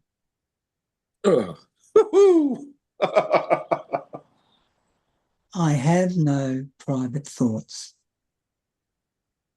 Yet it is only private thoughts of which I am aware. What can these thoughts mean? They do not exist, and so they mean nothing. Yet my mind is part of creation and part of its creator. Would I not rather join the thinking of the universe than to obscure all that is really mine with my pitiful and meaningless private thoughts? Pitiful. I love that word. My thoughts are pitiful, and they are. Michael,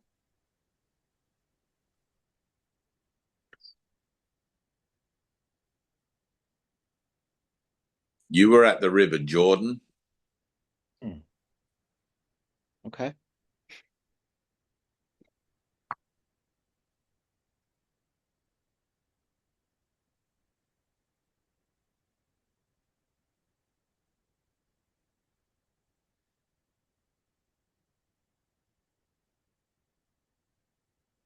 I see nothing as it is now. Good. If I see nothing as it is now, it can truly be said that I see nothing. I can see only what is now. The choice is not whether to see the past or the present. The choice is merely whether to see or not. What I have chosen to see has cost me vision. Good. Now, I would choose again that I may see. Good.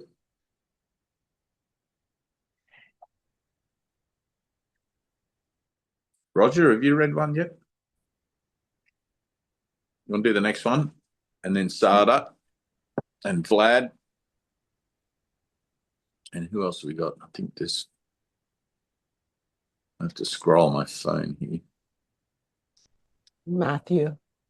Matthew. Samaya, I hope she comes back. Go for it, Roger. My mind is preoccupied with past thoughts. It I see is. only my I see only my own thoughts, and my mind is preoccupied with the past. What then can I see as it is? Let me remember that I look on the past to prevent the present from dawning on my mind. Let me understand that I'm trying to use time against God. Let me learn to give the past away, realizing that in so doing, I am giving up nothing. Good. When you read that, do you feel like Jesus knows you better than you know you? Definitely.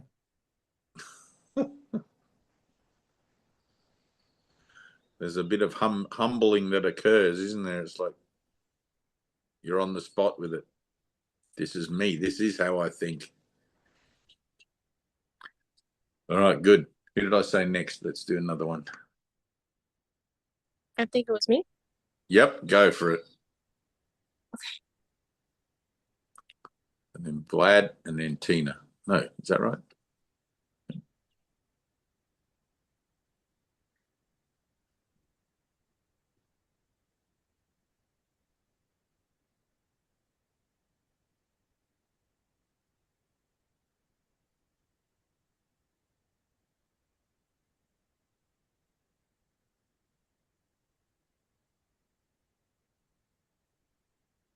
Good.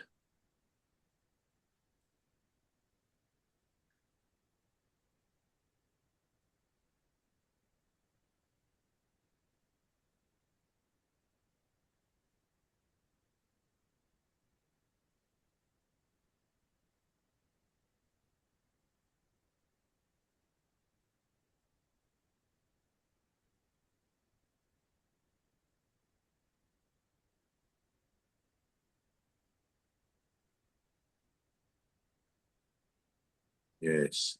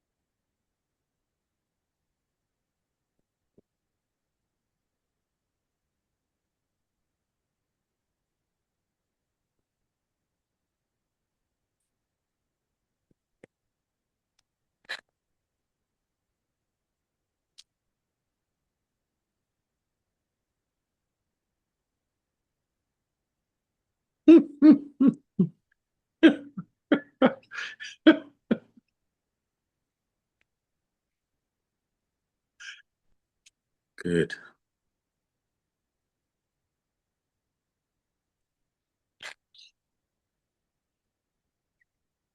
This is what I'm talking about, Carolyn.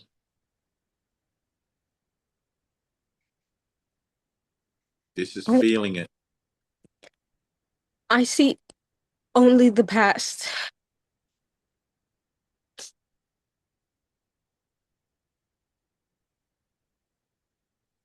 As I look about,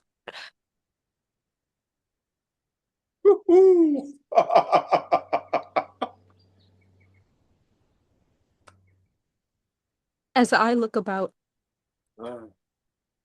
I condemn the world I look upon.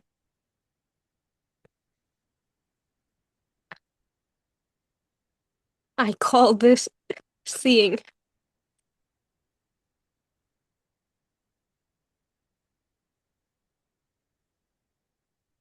I hold the past against everyone.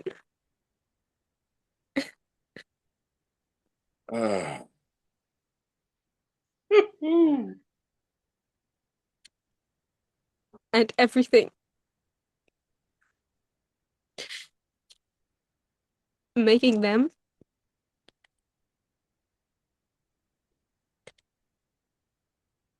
my enemies.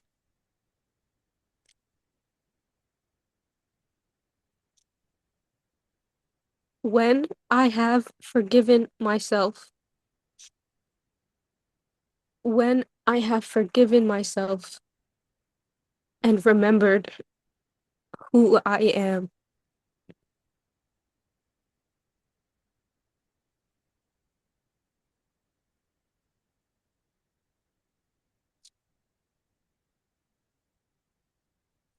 I will bless everyone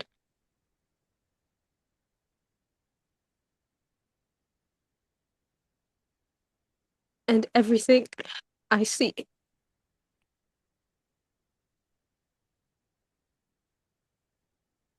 There will be no past, and therefore no enemies.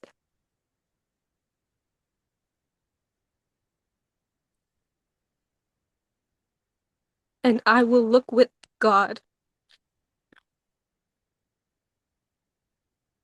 on all that I failed to see before.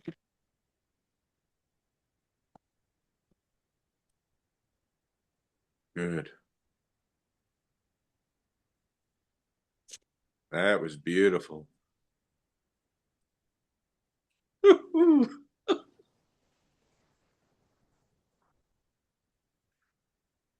Ah.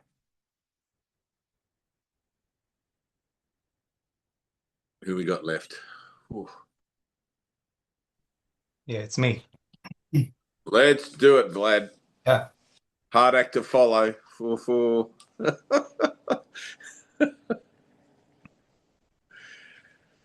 Can you hear me all right? Yes, go for it, brother. All right.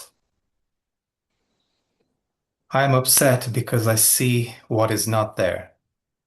Good. Reality is never frightening. It is impossible that it could upset me. Reality brings only perfect peace. When I'm upset, it is always because I've replaced reality with illusions I made up. Read that sentence again. When I'm upset, it is always... No. Stop. Take a breath. Reading it to yourself. Right? Focus on you. Forget about all of us as if we're not here.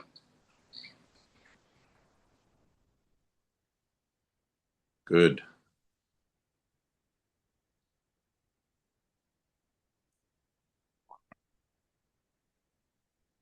When I'm upset, it is always because I have replaced reality with illusions I made up. Good.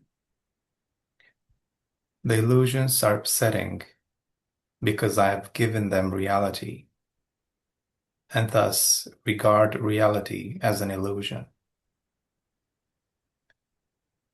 Nothing in God's creation is affected in any way by this confusion of mine.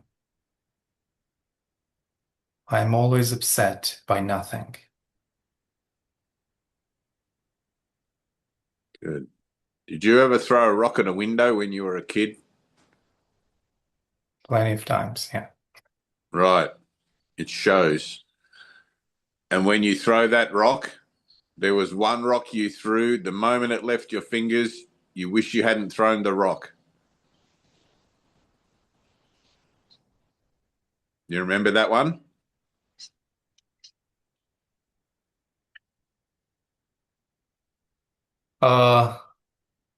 Possibly. I don't know. There was. There was a moment you regretted throwing the rock, even as you threw it. When you read that sentence again, that's what you read. That's what came up in you. Which sentence? The action and the regret of the action.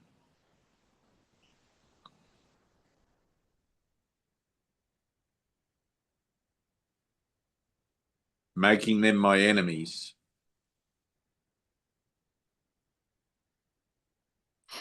I want you to sit in that. There's energy there for you. Try to find that in here, in your chest. Try to find it in your gut. how it makes you feel when you read that lesson, because I could feel you were feeling it. Right? But the ego is quick to recover, lightning fast as the speed of thought. In the moment you started to feel that lesson affect you, you recovered and carried on reading the lesson.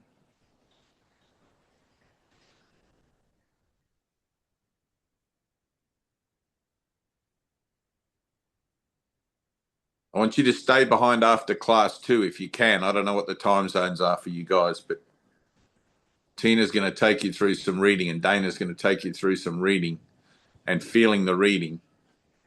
And any other you guys that you want to do that, you can too. Right? It's important. I mean, it's cool. I heard you reading that, Vlad. I heard you reading that and it touched me. But I also heard and felt when you went into recovery mode because you didn't want to feel where it was going. Right? It's the same thing as when you threw the stone. Something in you automatically didn't want to throw the stone. You may not remember that, but I saw it in your mind. It's the same energy, the same frequency.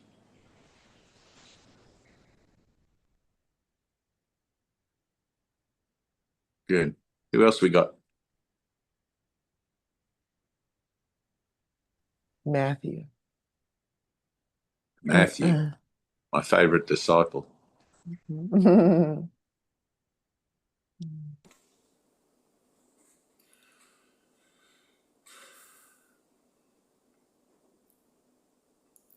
the gratitude. Good. I am never upset for the reason I think. I am never upset for the reason I think because I am constantly trying to justify my thoughts. I am constantly trying to make them true. I make all things my enemies so that my anger is justified and my attacks are warranted.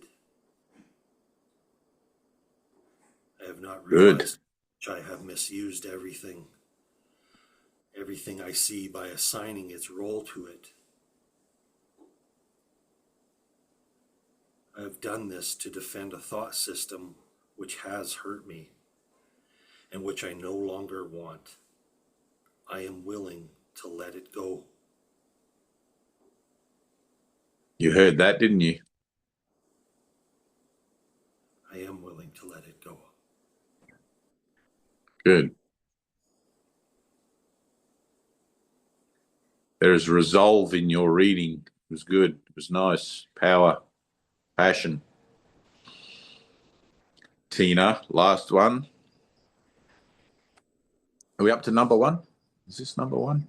Oh, it's not. I thought we had 19. Oh, somebody left. Things happened. Things happened. All right. You can read this one anyway, whatever it is. All right. It's good.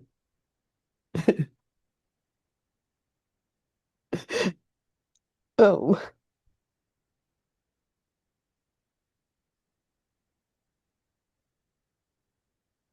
Oh, God.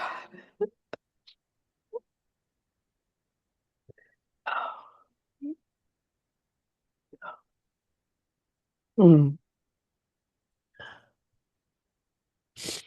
Uh, uh.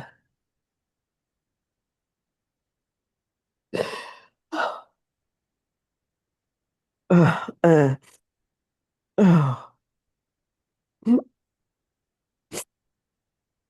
I am never upset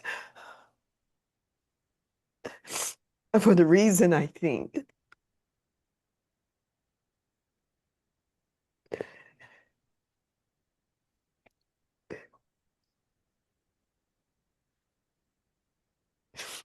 I am never upset for the reason I think. And because I am constantly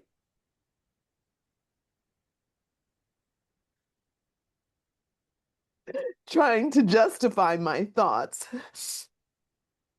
Oh God, I am constantly trying to make them true.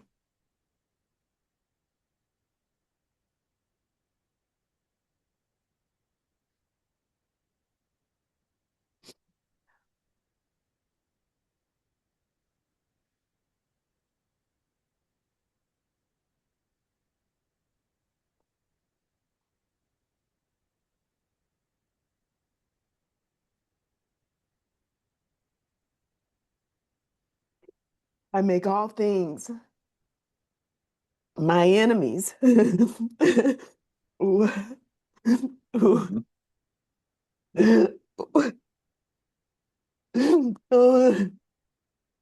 So that my anger is justified and my attacks are warranted. And you believe it is justified. And they're warranted. And you believe they're warranted. That is what you believe. And now you can see it. Now you see it.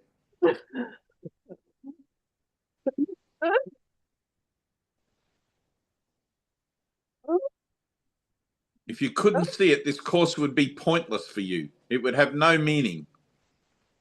Now you can see it. Your eyes are opened.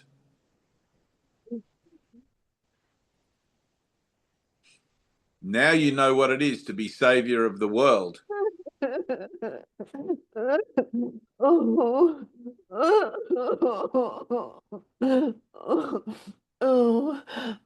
deep, isn't it?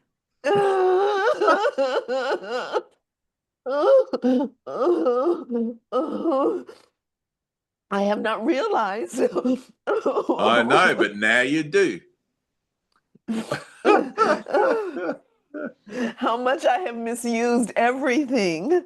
Oh, Jesus. Good. How much I have misused everything I see by assigning this role to it.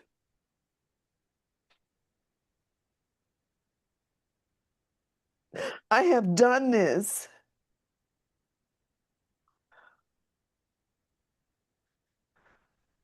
to defend a thought system which has hurt me and which I no longer want. That's the bit you don't quite see yet. That's the bit you don't quite see. You nearly see it. It's I'm almost defending a thought system. right. Which has hurt me. Yeah. And which I no longer want. Right. Look at that. Look at that. Look at it with the Holy Spirit. You know when you signed your soul contract? The big chunk and you went, I can do that. That's what that is. Oh God. You took that on. You're the only one that can take that on.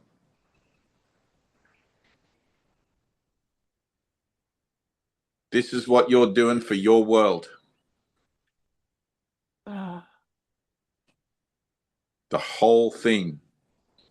This is the tiny mad idea, how it becomes manifest in Tina consciousness, Tina association. Before time began, you said, fuck that, I got that one. I got that one. I'll do that one. I know how that's going to show up. I can do it. This is you doing it right now. This is you atoning for it. This is you accepting God's forgiveness for that chunk of the tiny mad idea that you chose to say yes to Jesus to help him deal with, heal for humanity, to raise us all up. I had a tiny chunk of it in my association. I don't know if it was a tiny chunk at the time. It seemed like a lot at the time, but compared to what you got going on, it's a tiny chunk. And I'm here for you.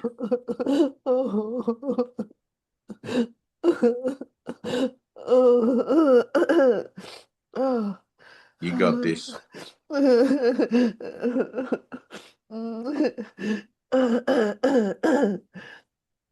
Oh, There's little hearts going up the screen. oh, oh, oh, God. Carolyn, do the next one. Oh,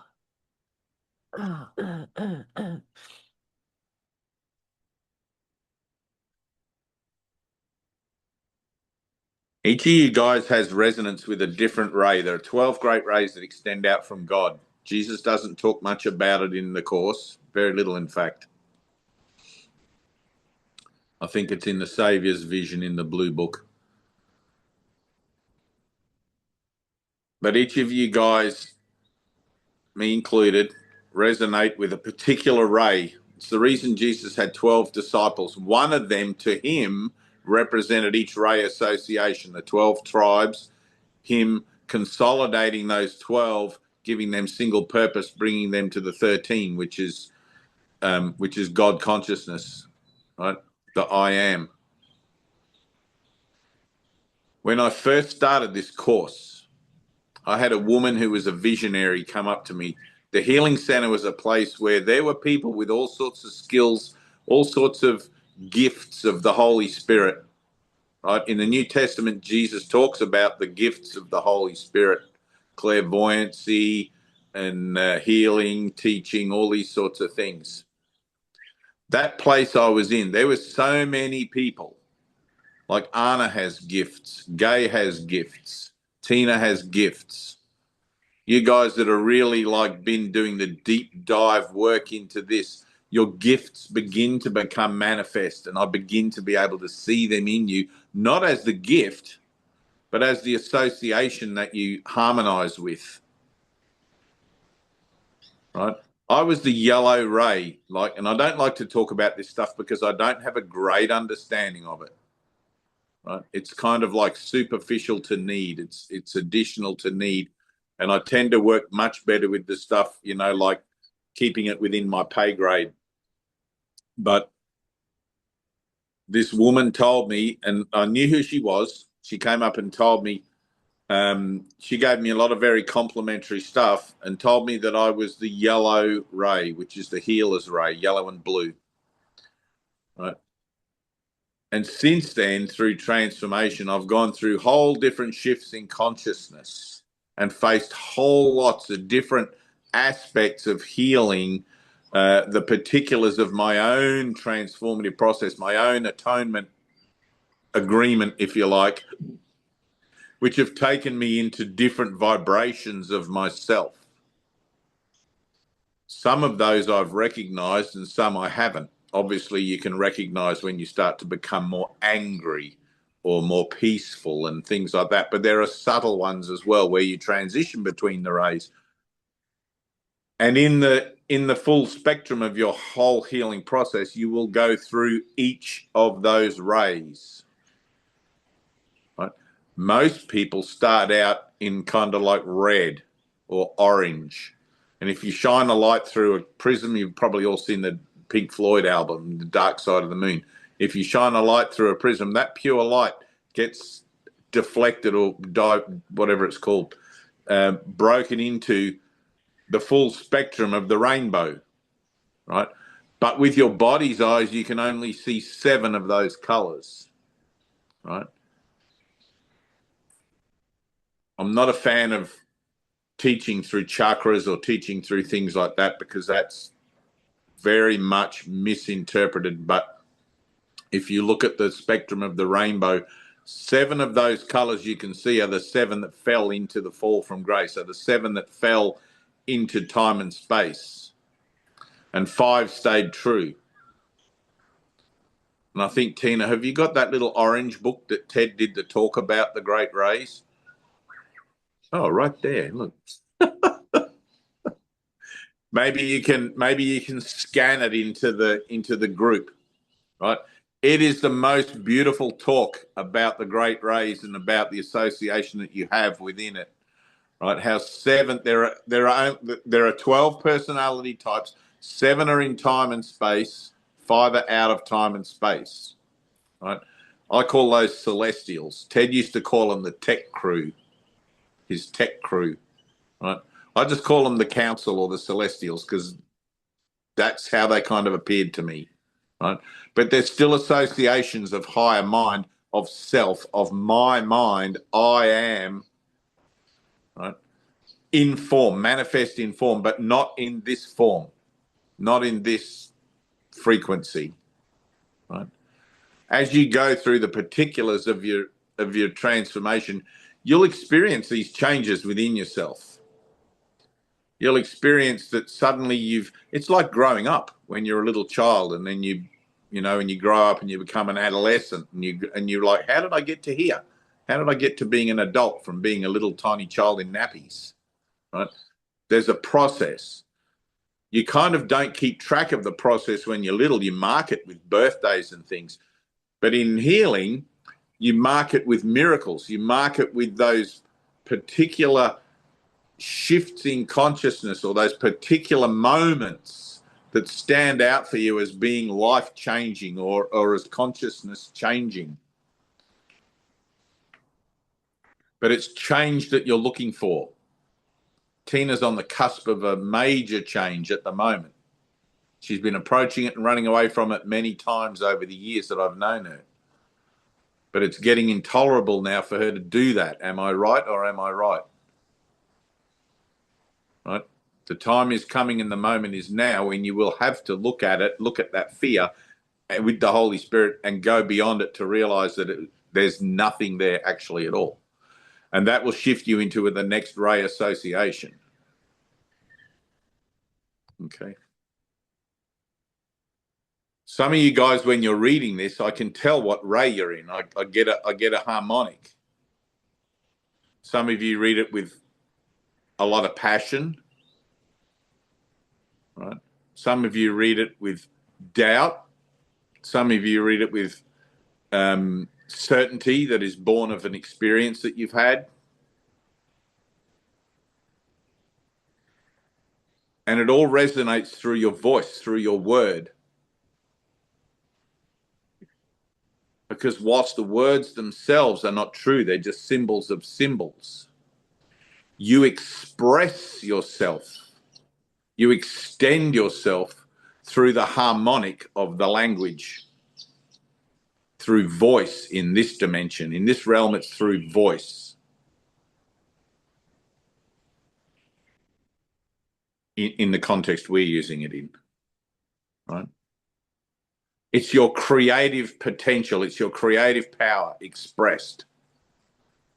If you were to paint a painting or if you were to write a poem, the painting and the poem would turn out in exactly the same kind of frequency, the same kind of energy that you're going through stuff.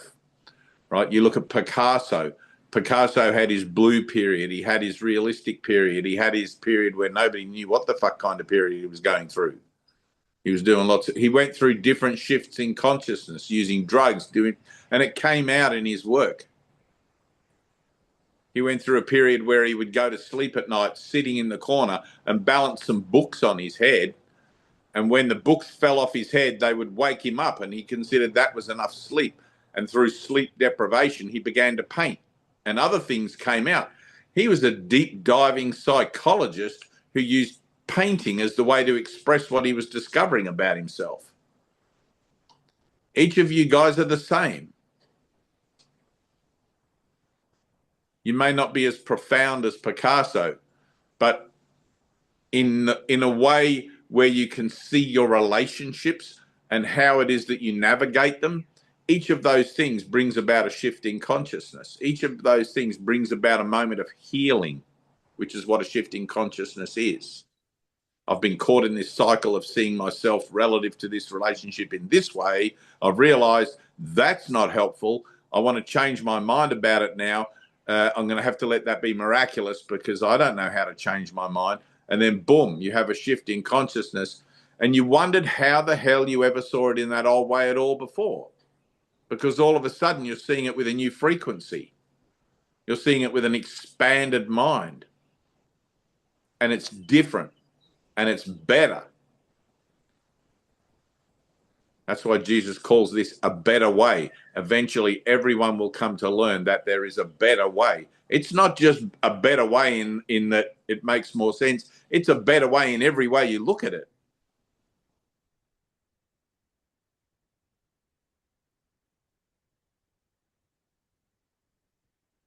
There's not one breath that you take, not one moment that you experience in relationship to the application of the principle of this course in your own life that doesn't change you. And it's not that it changes the true nature of you, but changes you as far as your perception of yourself goes. I am holy.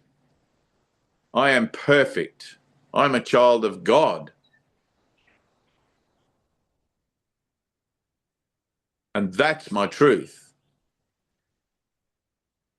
As much as this stinky, fleshy suit of bones and skin seems to try to convince me to the contrary. But I even ascribe it a new purpose to represent.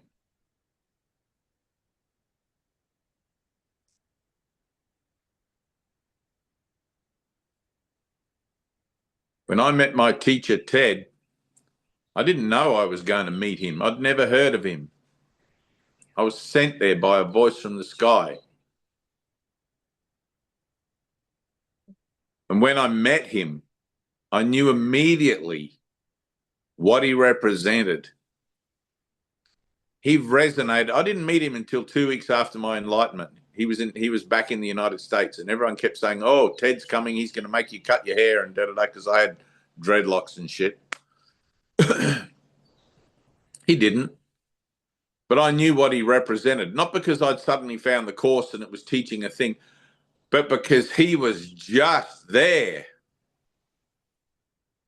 He was alive. He was resonating. He just touched me everywhere.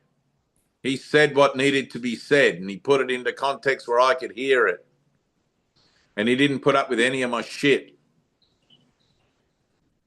And I remember, I don't know when it was, but I remember thinking, I have never met anyone like this in my life. I have never been in the presence of a person like this in my life. Except for Amma. I went to see Amma once and she was the same. She had the same vibe, the same thing. What is it, boys?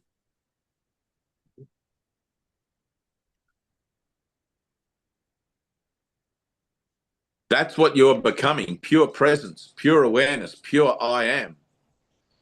Incarnate in the flesh. And all you got to do is stay true to it. Just stay true to it. Don't let yourself off the hook when you see the hook. Push. You got to refuse to allow death to be part of the equation. I am not going to participate in this. I'm not going to compromise in this. I see my thought system is all screwed up here. I need a miracle. I need to pray because prayer is the medium of miracles. Once you see a fault, once you see the ism, once you see the tiny mad idea at work in your life, get to your knees. Get on your knees and wear out the carpet. Stay there until it's done. I'm talking to you, Tina. It's time for you to be about it. You're on the edge of the diving board. Everyone's looking up at you now. No pressure. You're doing this for the universe. And we know you can do it because you're a child of God.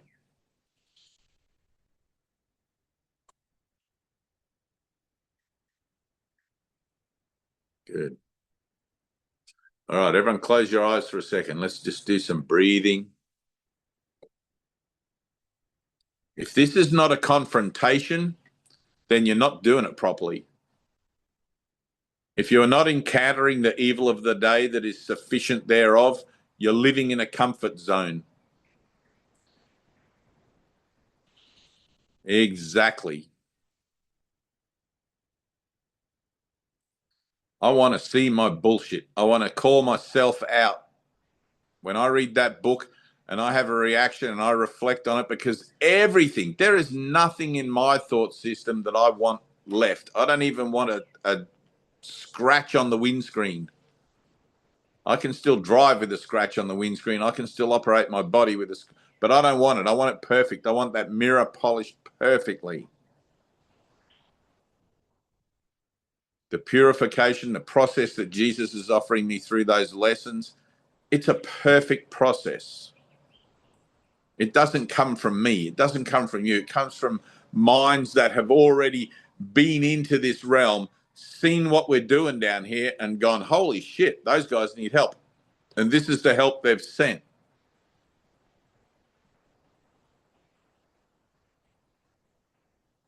And when I can see that my own thoughts have no help,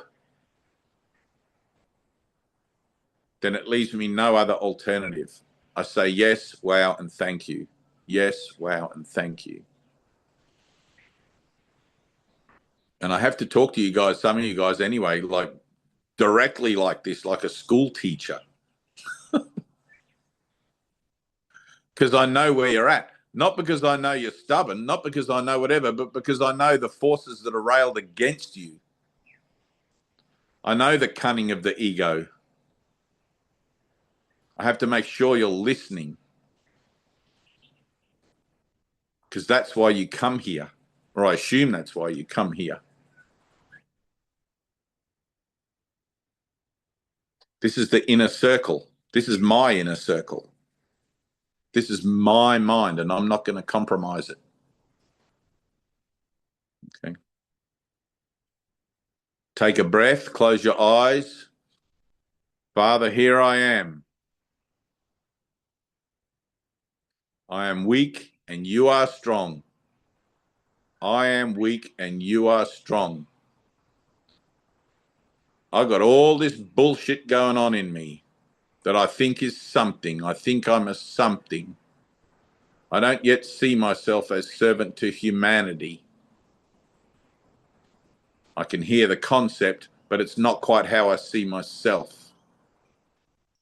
I still see myself as privileged or entitled or whatever. I don't have to do that. Someone else can do that job. Cleaning toilets for a living. I'm glad I don't have to do that. There's the bullshit. If Jesus said go clean the toilets, you would damn well clean the toilets. And you would be glad because he said it. The disparity is that you think if somebody else says it, that it's not as important. That it doesn't have the same authority. I'm here to be of service to everyone, including the guy that cleans the toilets. Father, let this cup pass to me and relieve my brother from his toilets, from his burdens.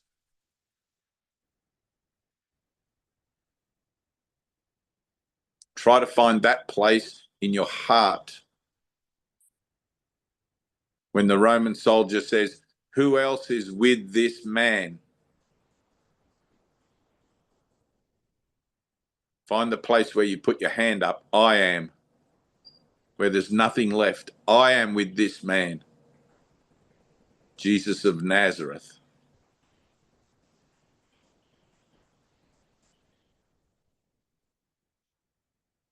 Breathe.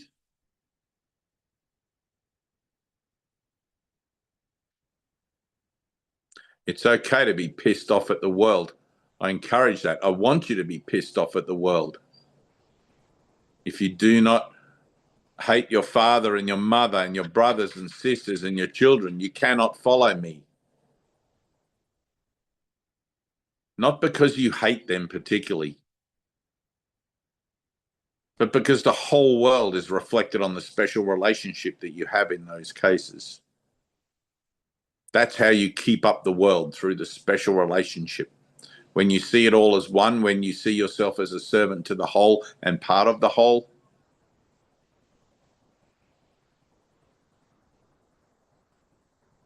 that's not false humility. True humility is accepting your Christhood. In this world, that is service. In this world, that is walking the I am, living the I am. You can't walk and live what is beyond the I am. That's pure experience. But you can represent him who sent you by refusing to compromise, by refusing to compromise where death plays a part. And it plays a part in every relationship in which you find yourself expressed outside of yourself in form. Every single one. Or you would not still be here. And as you go through each relationship, one by one by one, in this slowly evolving program of healing, you will realize the miracles. You'll look back and see yourself 12 months from now. It's like, man, I used to be like that. Now I'm like this. Now I feel this way. Isn't that right, Dana? I feel different about myself. I don't know how I got here. It was a miracle.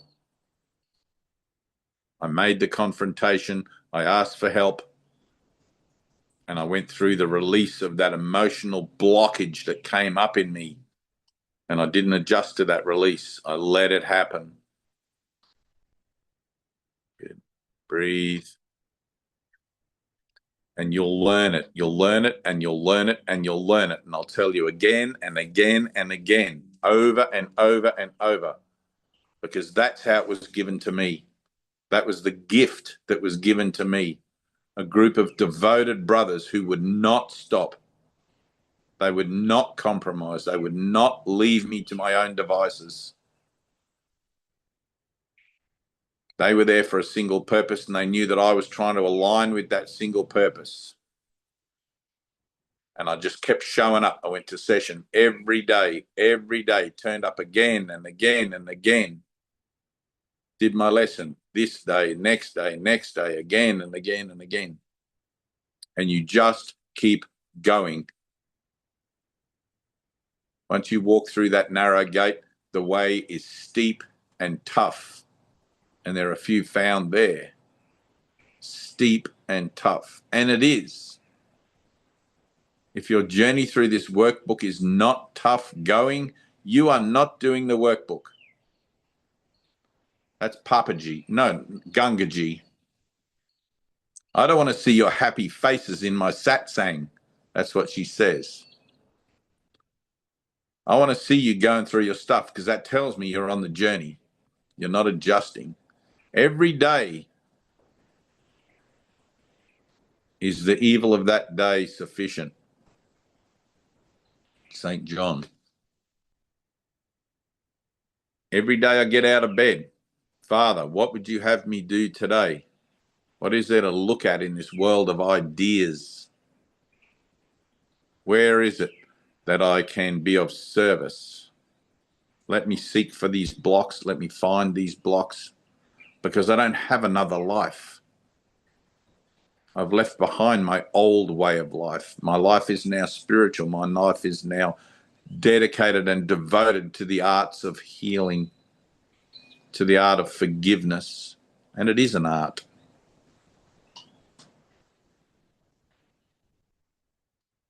You're taking a blank canvas with no good intention and turning it into a masterpiece.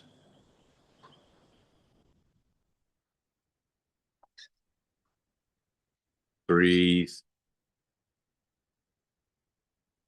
Feel. Feel the breath going in your nose. Feel your eyelids resting lightly together.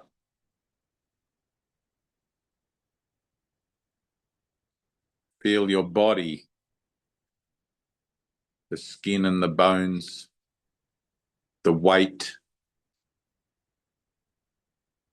and just breathe.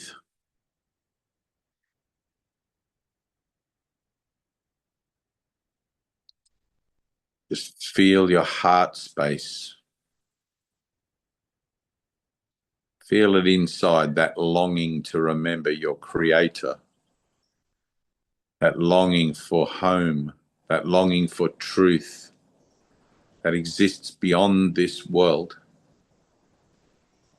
in a place just beyond I am.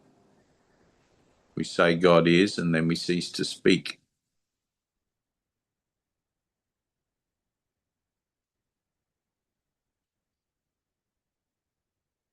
We say God is, and then we cease to speak. Breathe. Here I am, Lord. The altar is within. The kingdom of heaven is within you.